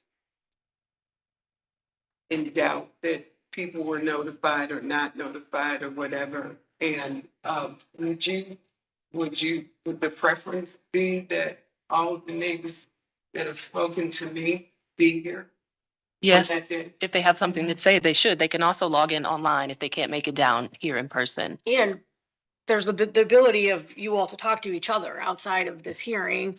I've tried that already, right? So Yeah, we Councilman talked. called me on Saturday, spoke for 30 minutes. I offered to take her off the coffee.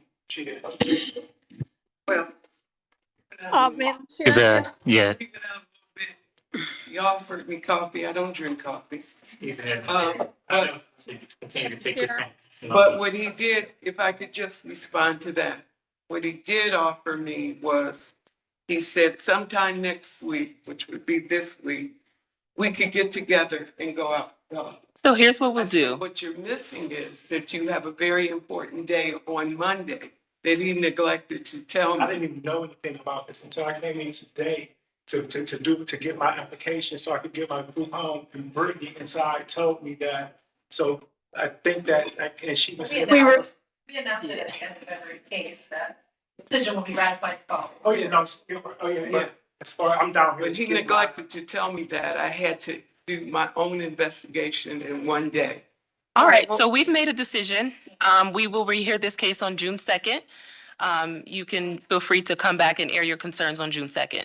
I appreciate you being here and available to people like neighbors like myself and for the city. Absolutely. Appreciate it. Absolutely. All right, thank you so much. All right, so we are now going to go to ratification of numbers 2, 4, and 5. Any Without objection? Without objection. no objection. Without objection.